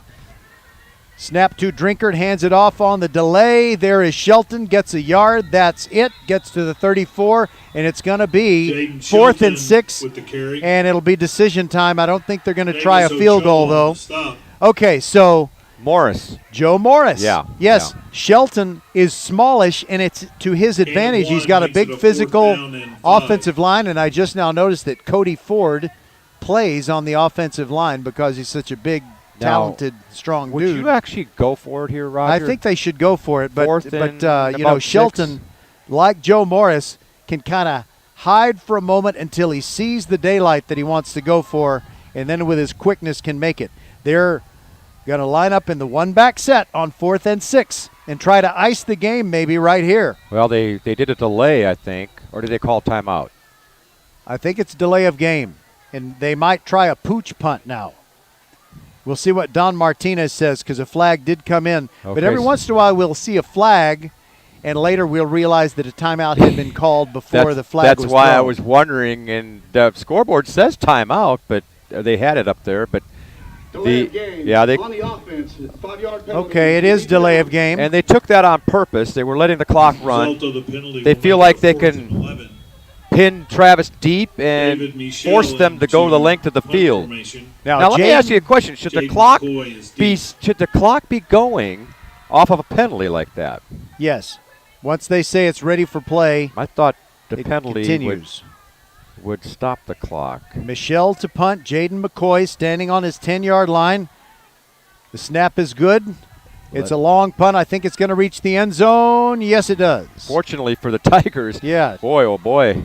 Well, And, they got a long way to go. Look who was hustling down and almost made another great play. That's Gregor Jones. Tigers He's will already start downed at the one 20. punt Yep. on the 1-yard line. So Travis, this is it. 1:46 to go in the game. They're down by 3, and they're at their own 20-yard line. And Brett Garcia, who came on in relief of the injured Drew Sissom, has the keys to the offense. And you got a tough George Ranch defense out there. They've got to execute and get the ball out of their hand quickly. Garcia drops back, throws one quickly. Caught on the numbers near side, just a 3-yard gain. It's a quick pass to Brent Johnson, and Trent Turner wrestled him down. Clock keeps running, but 1:33 to go. Even though it's a short gain, it's a positive play, and you like to get these things started at least with some sort of positive. And let's see if they can add to it. Yeah, they better because they only have one timeout. Garcia drops back, stands strong, throws deep over the middle. Oh! And it's just off the fingertips of the outstretched Brent Johnson. He was covered well. It was really an almost perfect pass. If you took 2 centimeters off the pass, it's a completion and a first down near the 50. He got a hand on it, and I thought he was going to come up with another one of those spectacular catches. And well, 3rd and 8 here. I see some 3rd and folks 7. walking out, and I'm thinking, oh, ye of little faith. They still have a chance. No 1:16 to go. 3rd and 7. Garcia, his baptism by fire. He drops back. Here comes the blitz. Pump short. Throws long. He's got Sims. He's got it. And he goes out of bounds at the 42. The flight of the ball carried to his outside shoulder, and he couldn't keep running straight. But that's okay. That's what Travis needed. They're in George Ranch territory, and we may be in for an Alcoa fantastic finish. Well, you're right. It was a great play. Just a couple of more inches inside, he might have gone all the way. Well, that was a great read of the blitz. Now Garcia rolls to his right, throws sideline. He's got a man who goes down right away. He could have kept running. He's down at the 30. Dwayne Chappell makes the catch, and wait a minute. There's a penalty flag. marker. Flag on the play. Ineligible receiver downfield. Oh, maybe? no. I thought I saw that guy tap his head, but I'm not sure. Everybody's waiting for the call here. Oh, boy. That was a big gain of 14 if it stands. During the play, number 8 was covered up, makes him ineligible. That's a 5-yard penalty. Okay, so it's an illegal formation, and for a lot of football fans understand what covered up means, but for those who don't understand, that means that another teammate was also lined up on the line and outside of him. So as far as guys lined up on the line, only the outermost player on the offense is an eligible receiver. So in other words, 15. you don't know if the outside guy should not have been on the line, or you don't know if Brent Johnson should have been off the line. Right. But it's 1st and 15 for Travis at the 49 of George Ranch. Clock running, 51 seconds to go, and they're down by 3. Garcia drops back. Rush to his left and fires toward the sideline. It's a 50-50 ball, and it's intercepted by George Ranch. Longhorns will win the game. Colin McLemore puts it on ice. You know, Garcia was really under heavy duress. He couldn't get much on the throw. It was just throw it up and, well, say a Hail Mary right after it leaves your hand. Well, the other thing is he was running to his left. So as a right-handed quarterback, it's really a hard pass to make. And it's easy to be up here and see it all. But one thing that as he gets older and more experienced, he's got to realize it's only first down, and you have 40 seconds, and there's still plenty of time. You didn't need to rush that play. You could have thrown it away, but that's easy to say when you're not being rushed by the big men from the Longhorn defense. Yeah, Cody Ford. Wow, he's and some the rest. kind of player. Yeah. And he's just a junior. One timeout left for the Tigers, and I think this is a victory formation for the Longhorns. It's not going to matter, even if Travis calls the timeout, and they haven't. They'll just let it run out because, well, just because. Because there's not much you can do. Well, this has been an entertaining game. We've had some entertaining ones here lately. Travis won a thriller in their district opener to win 32-25. Please do not go down onto the field after the game. And tonight, the field area is reserved tonight for the they lose a tough one. Please do not go down onto but the it was a field very well after the game. fought game for both teams, and Longhorns will come out with a 3-point victory unless there's some miraculous play that happens. You do remember the New York Giants and the Philadelphia Eagle handoff. Yeah, and just let me say this because I forgot to tell our listeners. Travis did go ahead and call a timeout with 23 seconds to go. That's their last one. Which gave me a chance to yak away again. Yes, go. No, I'm done. Oh, Joe Pisarcik. Yep. Giants quarterback. Why fell are you down. handing the ball off in that situation, right? Herman Edwards scooped it up and scored. And George Ranch learning from that, taking a knee immediately as Brinker takes the snap, and that will do it.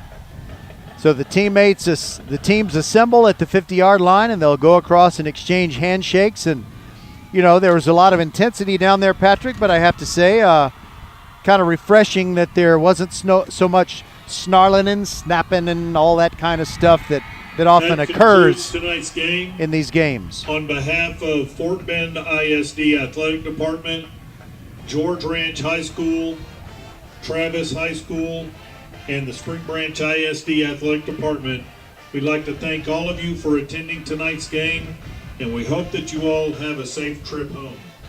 All right, I want to thank the very professional and nice PA announcer and all the folks here at Spring Branch. They've been very welcoming and helpful.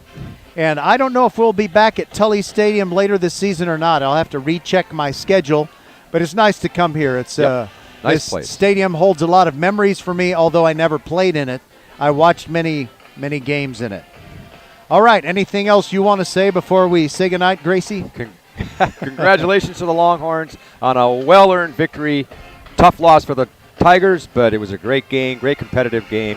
And Roger, we got another one tomorrow night. Everybody have a great Friday, and we'll see you tomorrow. So Patrick will call play-by-play of Austin against Elkins tomorrow, and then I will have a doubleheader. I will throw all 9 innings of a doubleheader, well, all 18 innings, I guess. Or if it's high school, I guess it would be 14. But that's still a lot. Anyway, for Patrick Kinnick, Suna Venkat, Rosie Bega, Merle Bertrand, and everyone on the Vype FortBend.com team, and also those inside the mothership at Vype World Headquarters. Our final score from Tully Stadium is George Ranch 24 and Travis 21. Good night, everybody, and Patrick and I will talk to you tomorrow night at 6:40 p.m. from Mercer Stadium for Elkins against Austin. God bless.